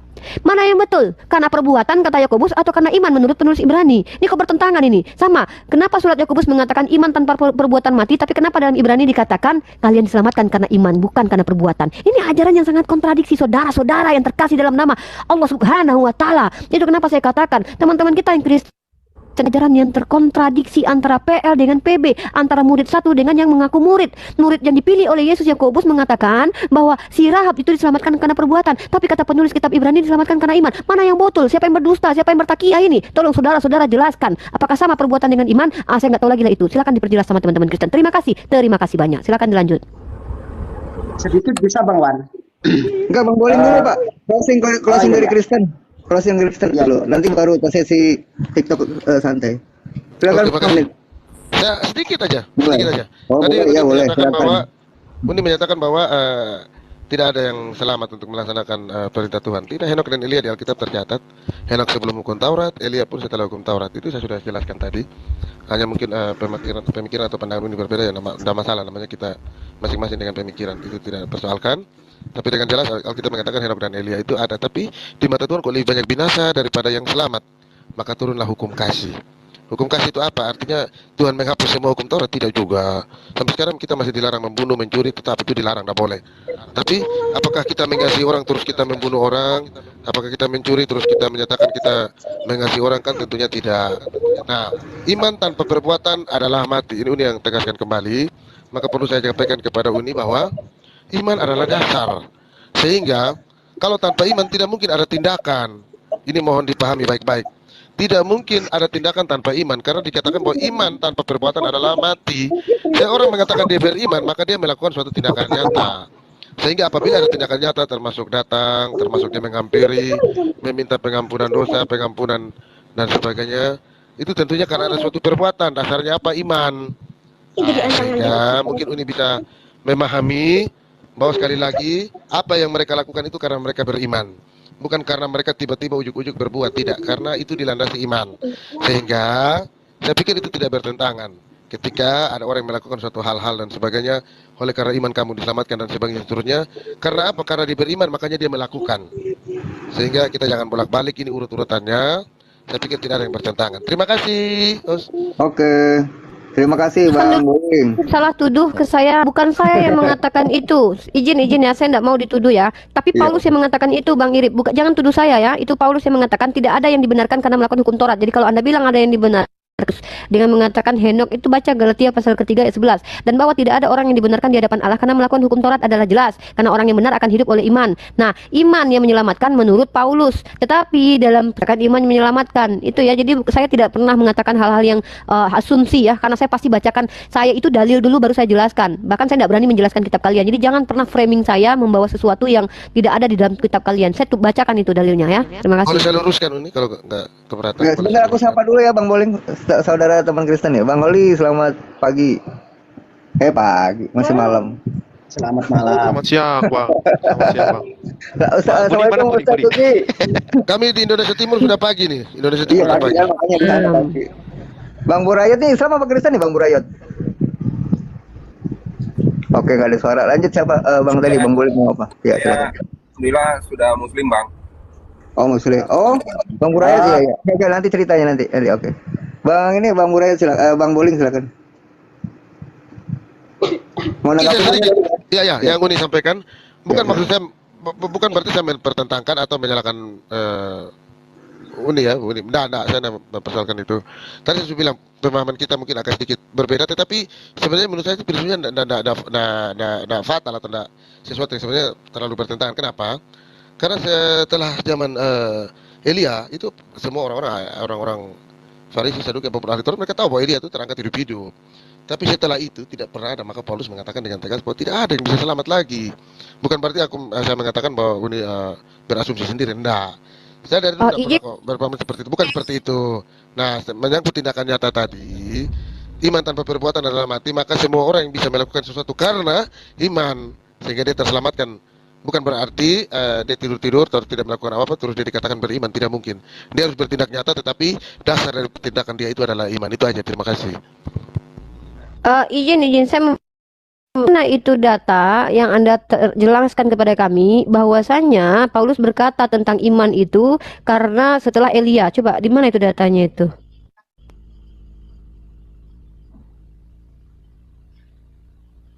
Halo? Iya. Halo? Gimana? Di mana data literasi yang menjelaskan bahwa menyatakan bahwa tidak ada yang bisa diselamatkan karena perbuatan dalam melaksanakan hukum Taurat itu setelah Elia, itu di mana itu dikatakan seperti itu penjelasan hermeneutiknya di mana itu? Oke, aku jelaskan ya, Uni. Tapi lagi-lagi pakai HP, tidak mungkin aku buka HP Bukan, nanti keluar lagi. saya tidak mau penjelasan Anda, saya mau literasinya. Kalau penjelasan kan Anda sudah jelaskan, saya minta literasinya biar saya baca. Saya bukan penjelasan, sudah cukup bagi saya. Ya Saya meminta literaturnya, dari mana ditulis, di mana itu didapat, begitu. Ada atau tidak jelaskan. kalau ada yang Ada, bukan tidak ada. mana? Saya minta waktu karena kalau saya masuk ke kitab, berarti ini apa TikTok saya akan unmute sendiri, akan kena Ya mute. sebut saja Pak, Jadi ayat justru berapa? itu, saya harus kayak masuk Alkitab untuk saya kirim begitu loh. Nah jadi gini, Alkitab dengan tegas mengatakan cuman Henok sebelum hukum Taurat, Elia setelah hukum Taurat. Nah, Paulus lahir setelah zaman Elia, itu sudah jelas. Sehingga Iya, yang saya maksud itu gini loh penjelasan Anda yang itu. Elia terangkat ya. Jelas. Oke, Saya baca. Enggak, udah kita TikTok aja dulu ya. Bentar ya Bang, dapat poinnya. Saya kembali menegaskan kepada Anda. Coba Anda buka kitab Galatia pasal ketiga. Satu perikop itu. Baca itu. Saya tidak mau kalau saya ngelek-ngelek ya teman-teman ya. Nah, saya bacakan ya. Dan kitab suci yang sebelumnya mengetahui bahwa Allah membenarkan Yahudi oleh karena iman telah terlebih dahulu memberitakan Injil kepada Abraham. Olehmu segala bangsa akan diberkati. Lagi-lagi karena iman, menurut Paulus. Jadi mereka yang hidup dari iman, mereka lah yang diberkati bersama-sama dengan Abraham yang beriman itu. Karena semua orang yang hidup dari pekerjaan di bawah kutuk. Setiap orang yang mengerjakan Taurat berada di bawah kutuk, kata Paulus. Sebab ada tertulis, Paulus mengutip ulangan pasal ke-27, 26, di mana di situ salah besar orang yang tidak menjalankan hukum Torah. Tapi di situ Paulus mengatakan yang menjalankan hukum Torah yang terkutuk. Nah, kemudian dan bahwa tidak ada orang yang dibenarkan di hadapan Allah karena melakukan hukum Taurat adalah jelas. Lalu Anda bahwa ada kok orang yang dibenarkan karena menjalankan hukum Torah. Siapa itu? Maksud Paulus begini, ketika Paulus mengatakan dan bahwa tidak ada orang yang dibenarkan di hadapan Allah karena melakukan hukum Taurat, Anda jelaskan, oh itu setelah Elia. Nah, di mana penjelasan itu ketika Anda mengutip? Saya ngelik terus ya Bang Wan ya. Oke, aku jawab ya. Nggak, bukan. Saya itu sudah mendengarkan penjelasan Anda, Bang Irip. Saya bukan mau mendengarkan penjelasan. Saya mau minta literasi yang Anda jelaskan itu dapatnya di mana. Karena kalau kita baca dalam Galatia pasal ketiga nomor 11 itu, dan bahwa tidak ada orang yang dibenarkan di hadapan Allah karena melakukan hukum Taurat adalah jelas. Karena orang yang benar akan hidup olehnya. Tadi ada dua ayat yang berkontradiksi tentang Rahab saja. Yakobus dengan Ibrani menyatakannya berbeda. Yakobus mengatakan Rahab itu dibenarkan karena perbuatan-perbuatannya. Tadi mengatakan Rahab itu dibenarkan karena ada berbeda, Bang, antara penulis kitab Ibrani ya surat Yakobus. Itu yang saya itu Anda menjelaskan bahwa oh Elia itu benar karena melakukan hukum Taurat. Itu dari mana penjelasan itu Anda dapat gitu loh. Oke, aku jawab nih, boleh ya? Boleh ya?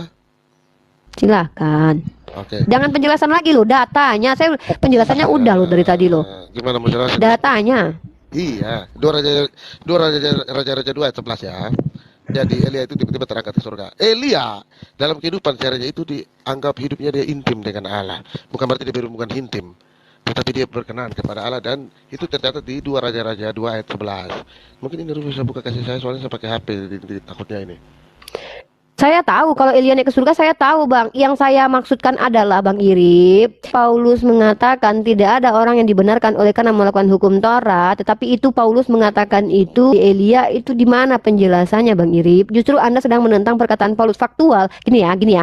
Paulus bilang begini nih, tidak ada satupun orang yang dibenarkan oleh karena melakukan hukum Taurat. Ternyata faktualnya apa yang dikatakan Paulus salah. Menurut dibenarkan Tuhan karena melakukan perintah Taurat. Justru Anda sedang mengkoreksi pernyataan Paulus. Boleh aku jawab ya? Jadi Silakan. tidak ada yang salah. Kita harus tahu Paulus itu lahir zaman mana. Kalau saya tahu setelah Paulus itu, Bang. Tunggu dulu, izin, Bang. Ya, maksudnya saya minta data loh dari tadi. Saya tahu kalau Elia itu terangkat ke surga. Tapi ketika Paulus berkata bahwa tidak ada yang dibenarkan oleh Allah, nah lalu Anda bilang ada kok. Anda itu sedang bertengkar dengan Paulus. Karena Paulus yang bilang tidak ada manusia yang dibenarkan oleh Allah melakukan hukum Taurat. Lalu ada kok, yaitu Elia. Nah, Anda yang sedang berdebat dengan Paulus. Saya hanya membacakan data dari Paulus. Lalu Anda jelaskan, ya Paulus itu berbicara kecuali Elia. Itu bahwa Paulus mengecualikan Elia, Bang, dan Henok. Oh, Henok nggak pakai hukum Taurat lah, Elia gitu. Boleh ku jawab nggak nih? Aku nggak bisa jawab sama sekali. Silakan. Ya jangan dipotong ya, boleh ya? Jangan dipotong. Pakai data. Unirif ini teman-teman sahabatku dalam diskusi, memang begitu dan apa-apa. Kalau penjelaskan sudah, saya minta data gitu loh. Oke, iya. Tadi saya sudah bilang di 2 Raja-Raja 2 ayat 11 itu Unirif udah paham. Ingat loh, ketika Yesus naik ke bukit bertemu dengan Musa dan Elia. Musa mewakili orang yang menghadapi mati walaupun menerima hukum Taurat. Elia orang yang tidak mengalami kematian. Ketika Yesus bertemu. Nah, apa maksudnya? Nanti ini penjelasannya agak panjang, tapi mohon jangan bisa didengar dan jangan bisa bersabar. Di sini ingat, kita harus paham bahwa Paulus lahir setelah mereka zaman itu. Setelah Elia, karena masa sih Allah menurunkan hukum, tidak ada satupun manusia yang bisa menjadi contoh atau sampel bahwa berhasil untuk melakukan hal itu. Yaitu Elia saja. Maka Paulus dengan tegas mengatakan bahwa tidak ada yang bisa selamat. Tapi bukan berarti tidak ada bahwa dari sejak hukum itu diturunkan, hukum Taurat diturunkan kepada Taurat Musa diturunkan sampai dengan zaman Yesus datang atau di zaman Paulus, tidak pernah ada manusia satupun yang selamat. Tidak ada. Itu perlu kita pahami baik-baik. Ya, inilah pemahaman kami orang Kristen. Maaf kalau mungkin Unirifa kurang setuju, saya nggak bisa maksa karena memang pemahaman kita udah berbeda, nggak bisa saya paksa. Itu silakan. Tetapi harus dipahami bahwa ketika Paulus hadir, Elia itu udah ada, dia itu udah menjadi contoh nyata. Tetapi setelah Elia, apakah ada lagi? Nah, Allah juga tidak mungkin memberikan suatu perintah, terus tidak ada satupun manusia yang selamat. Wah, Allah egois. Contoh Adam memakan buah itu dosa. Terus setelah zaman Adam, ada tidak orang yang terangkat? Ada Henok sebelum hukum Taurat turun. Terus setelah Allah menurunkan 10 perintah Taurat kepada Musa, ada tidak manusia yang terangkat? Ada Elia. Tetapi apakah itu yang diharapkan Allah atau apakah itu menjadi contoh? Kan tidak seperti itu. Paulus menjelaskan bahwa tidak ada yang selamat, tapi bukan berarti tidak ada dalam hal ini bahwa Allah menurunkan hukum itu sia-sia. Tidak ada satupun. Lebih banyak binasa daripada yang selamat. Itu Uni. Tapi kalau Uni memaksa saya harus sepemahaman dengan Uni, ya mau gimana caranya? Saya nggak mampu memuaskan Uni, nggak bisa. Aduh, yang nyuruh Anda Itu sepaham Uni. sama saya siapa Makasih. sih? Nih, ya Anda sepaham dengan saya karena kita tidak akan sepaham, Lim. Ini saya hanya mengkonfirmasi, dengar bahasa dengan baik dan benar. Nah, ini berat sekali ternyata ini. Kok buka terus ya, bentar-bentar. Jadi gini teman-teman, ya saya kalau buka cam, saya tutup dulu. Handphone saya udah mulai bermasalah, Bang. Satu hal yang saya ternyata dapat pelajari dari teman-teman Kristen, ternyata saya itu tidak sesuai dengan apa yang dibacakan. Ketika Paulus mengatakan tidak ada satu orang pun yang dibenarkan oleh melakukan hukum Taurat, ternyata itu salah. Ternyata ada manusia yang dibenarkan oleh hukum Taurat. Nah, di sini maksud saya ketika Tuhan mengatakan kekal, ternyata kekal itu sama dengan tidak kekal. Kenapa? Pada akhirnya Paulus mengatakan sunat itu tidak penting. Padahal yang penting ada sunat hati. Padahal sunat khitan kulub itu ada sesuatu yang sangat penting, bahkan dibunuh orang-orang yang tidak melakukan khitan itu. Maka saya bisa mengatakan dalam iman Kristen itu bahasa itu bisa berubah. Kekal, semuanya bisa jadi tidak semuanya. Contoh, tidak ada orang yang tidak ada di dalam Kristen itu orang yang tidak berdosa menurut mereka. Ternyata ada yang tidak berdosa, luar biasa teman-teman. Jadi Enok dan Elia itu ada, tapi dikatakan tidak termasuk kepada yang disebut tidak ada yang tidak apa, setiap manusia sudah terpapar dosa, semua sudah kena dosa, hanya Yesus satu-satunya yang tidak berdosa. Elia dengan Henok. Tidak ada kata Bang Billy yang mampu melaksanakan hukum Taurat itu, kata Paulus ya. Kata Paulus dibenarkan oleh karena melakukan hukum Taurat. Lupa Paulus sana di melakukan hukum Taurat. Ini yang saya sebut dengan apa? Teman-teman Kristen mengimani sesuatu itu dengan kalau di segala sesuatu ternyata bukan segala sesuatu. Contoh dalam apa Paulus, segala sesuatu dibenarkan, segala sesuatu dihalalkan untukku asal itu, dan segala sesuatu dan untukku asal berguna. Itu juga teman-teman akan mengatakan ya, contoh di Thailand atau di Vietnam atau di mana itu sebuah daerah yang menganggapnya mulia untuk memberikan kekuatan kepadanya. Kalau itu sebagai orang Kristen maka itu dibolehkan loh, karena itu benar bagi orang-orang memakan jenazah. Nah tapi mereka akan jawab, oh tidak, ini adalah konteksnya begini-begini. Penjelasan kata segala sesuatu, penjelasan akan kata kekal juga akan ada nanti. Penjelasan telah dibatalkan. Ini satu lagi nih. Telah dibatalkan hukum Taurat dengan kematian Yesus. Ternyata ada artinya lagi itu dibatalkan semua hukum Taurat. Apa itu? Ya, moral, tapi yang seremonial. Kenapa? Secara nalar memang tertolak kalau seandainya hukum Taurat itu dibatalkan gitu loh. Karena Yesus sendiri tidak mengajarkan membatalkan hukum Taurat. Ternyata ketika Paulus mengajarkan telah dibatalkan semuanya, oh artinya bukan begitu. Artinya hanya yang seremonial doang, yang moralitasnya masih ada. Gimana? Tidak ada penjelasannya secara itu tertulis di kitab, tapi kami dapat hikmat menjelaskannya. Wah, ini maksud saya. Ini satu kata itu bisa ditafsirkan berbeda-beda. Dan yang paling parah adalah di sini saya melihat adanya pertentangan antara perkataan Paulus dengan perkataan nabi-nabi di dalam kitab. Bahkan Yakobus sendiri. Itu fakta. Tentang si Rahab tadi saja berbeda itu. Rahab dikatakan di Ibrani dibenarkan kenapa? Karena iman. Sementara di Yakobus dikatakan dia dibenarkan karena perbuatan. Perbuatan dengan iman itu bahkan banyak yang mengatakan orang Kristen, kami tidak dibenarkan karena perbuatan, tapi karena kami beriman. Nah, karena kami kalau berbuat baik itu pasti karena kami beriman. Mana ada satu orang Kristen yang seperti malaikat berbuat baik selama-lamanya? Pasti ada perbuatan salahnya. Dan inilah lucunya teman-teman Kristen ya. Mohon maaf saya harus berkata begitu, karena kita menggunakan bahasa Indonesia yang mudah dimengerti. Ya, segala sesuatu jadi tidak kekal lagi. Terjemahannya ada, tafsirannya ada nanti. Itu Bang Irip sudah bantah itu Paulus. Dibenarkan oleh hukum Taurat ternyata ada Elia. Silakan debat dengan Paulus, jangan dengan saya gitu. Terima kasih. Host, boleh saya langsung host? Sedikit Bang Boleh, Inyo. bentar, saya sapa dulu nih Elena. Selamat pagi Elena. Elena? Ya lanjut Bang, boleh mungkin sinyalnya gangguan. Sedikit Bang, apa sebenarnya penekanan Uni Rifa di sini itu sebenarnya begini loh. Ingin bertanya secara konteksnya itu, Bang Inyo ini mengikuti apa yang dikatakan Perjanjian Lama atau apa yang dikatakan Paulus. Nah, karena kami mendengarkan penjelasan Bang Inyo ini selalu menyebut menurut Paulus. Menurut Paulus, tidak ada satupun yang dikatakan menurut Yesus. Nah, terus saya ingin apa ya, membahas tentang apa sedikit tadi jawaban dari Billy walaupun sudah tidak ada. Semoga bisa menjadi pencerahan netizen ya. Biarkan netizen yang menilai sendiri. Mendapatkan jawaban seperti ini. Yahudi meyakini siapapun orang yang mengorbankan anak laki-laki dan perempuan itu dikorbankan kepada dewa Molok. Nah terus, apakah orang yang mendengarkan itu langsung tidak menyimpulkan seperti ini? Berarti orang yang mengorbankan manusia itu dikorbankan kepada dewa Molok. Nah siapa yang melakukan? Kristen mengorbankan Yesus. Seperti itu. Nah, jadi tolong kalau menjawab itu ya hati-hati juga. Jangan sampai berbalik siapa yang mengorbankan anak manusia itu. Seperti itu, Bang. Yang kedua lagi, saya ingin tahu dari perkataan Yesus telah membatalkan hukum Taurat, berkesan tidak mampu dilakukan oleh orang Kristen. Apakah di dunia ini tidak ada satupun manusia yang mampu melakukan hukum Taurat selama hukum Taurat ada? Saya yakin ada. Murid Yesus ada yang mampu melakukan.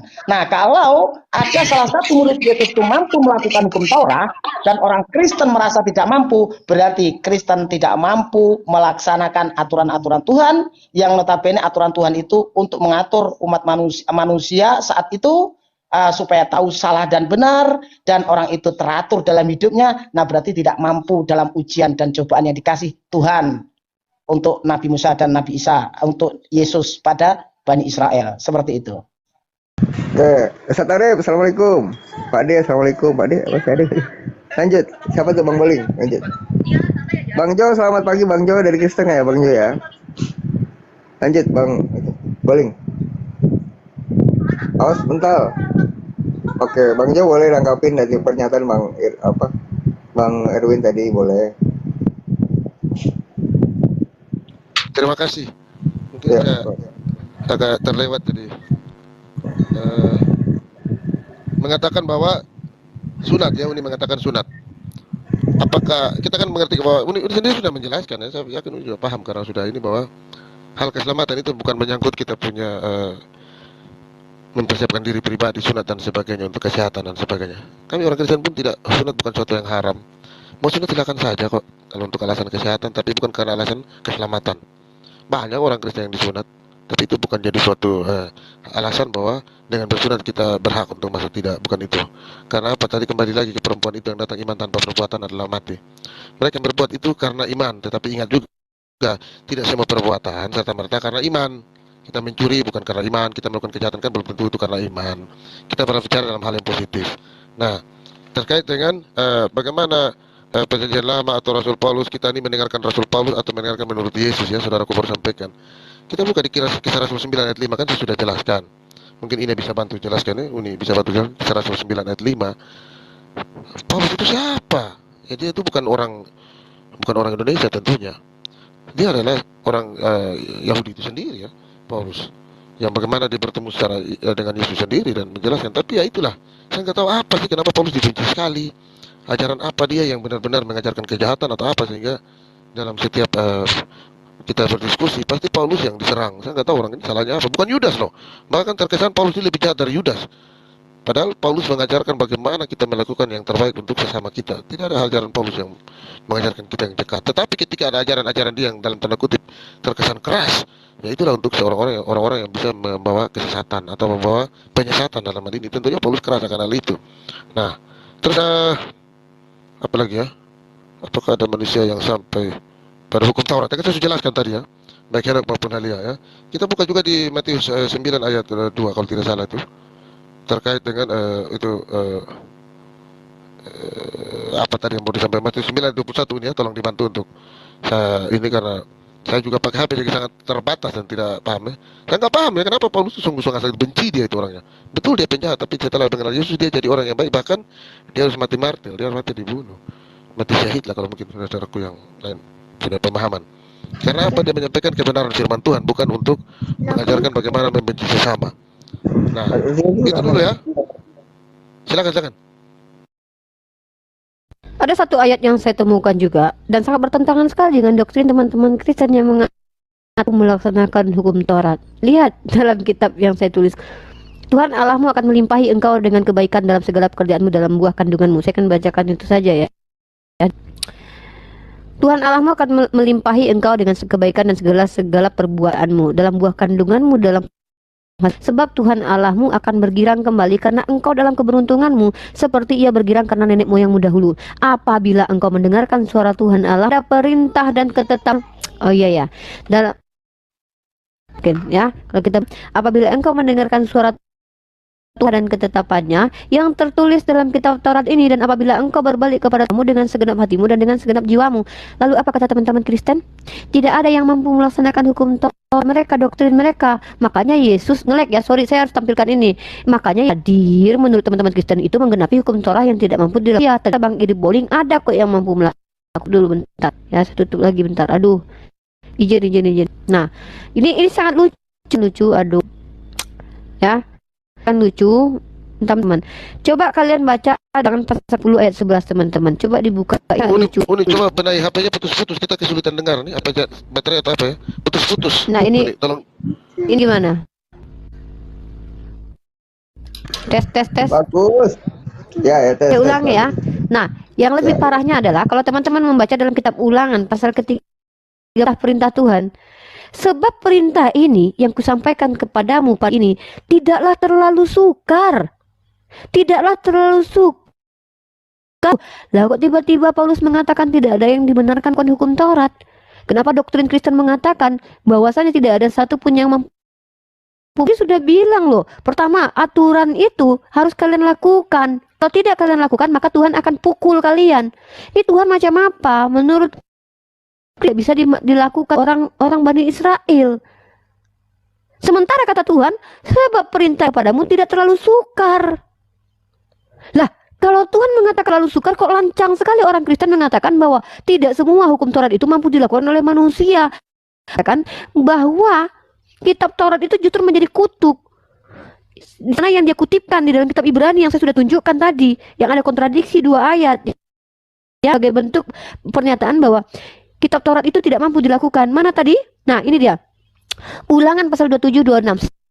Saya udah menempati perkataan hukum Taurat, tapi kata Paulus di Galatia pasal 3:10, karena semua orang yang hidup di hukum Taurat berada di bawah kutuk. Itu bertentangan, Bang Irip. Nah, lalu Anda bilang, ya kalau di dalam iman Kristen gitu kan, ada bertentangan juga antara Yakobus dengan kitab Ibrani. Mana yang betul? Diselamatkan karena perbuatan atau diselamatkan karena iman? Ya, dia bilang tentang ini saja penuh dengan kontradiksi. Ya, ini bisa kita tunjukkan ayat-ayatnya. Tuhan mengatakan, ku sampaikan perintah ini yang tidak terlalu, kan tidak ada yang mampu lakukan. Ini menghina Tuhan. Ya, apa ini nge-lag suara saya? Suara saya nge-lag nggak, Bang? Kadang-kadang putus, kadang nyambung. Bagus, lanjut. Poin saya dapat nggak? Poin saya adalah doktrin Kristen yang mengatakan tidak mampu dilakukan oleh orang-orang Bani Israel. Justru Tuhan menjanjikan hukum itu tidak terlalu sukar. 1. Dan Tuhan perintahkan kalau kalian tidak lakukan, ternyata menurut hukum Taurat itu. Nah, Tuhan ini double kill dia. Pertama, dia tahu bahwa manusia tidak mampu lakukan hukum Taurat. Kesempatan dia untuk memukul. Lalu padahal dia tahu kalau tidak ada yang mampu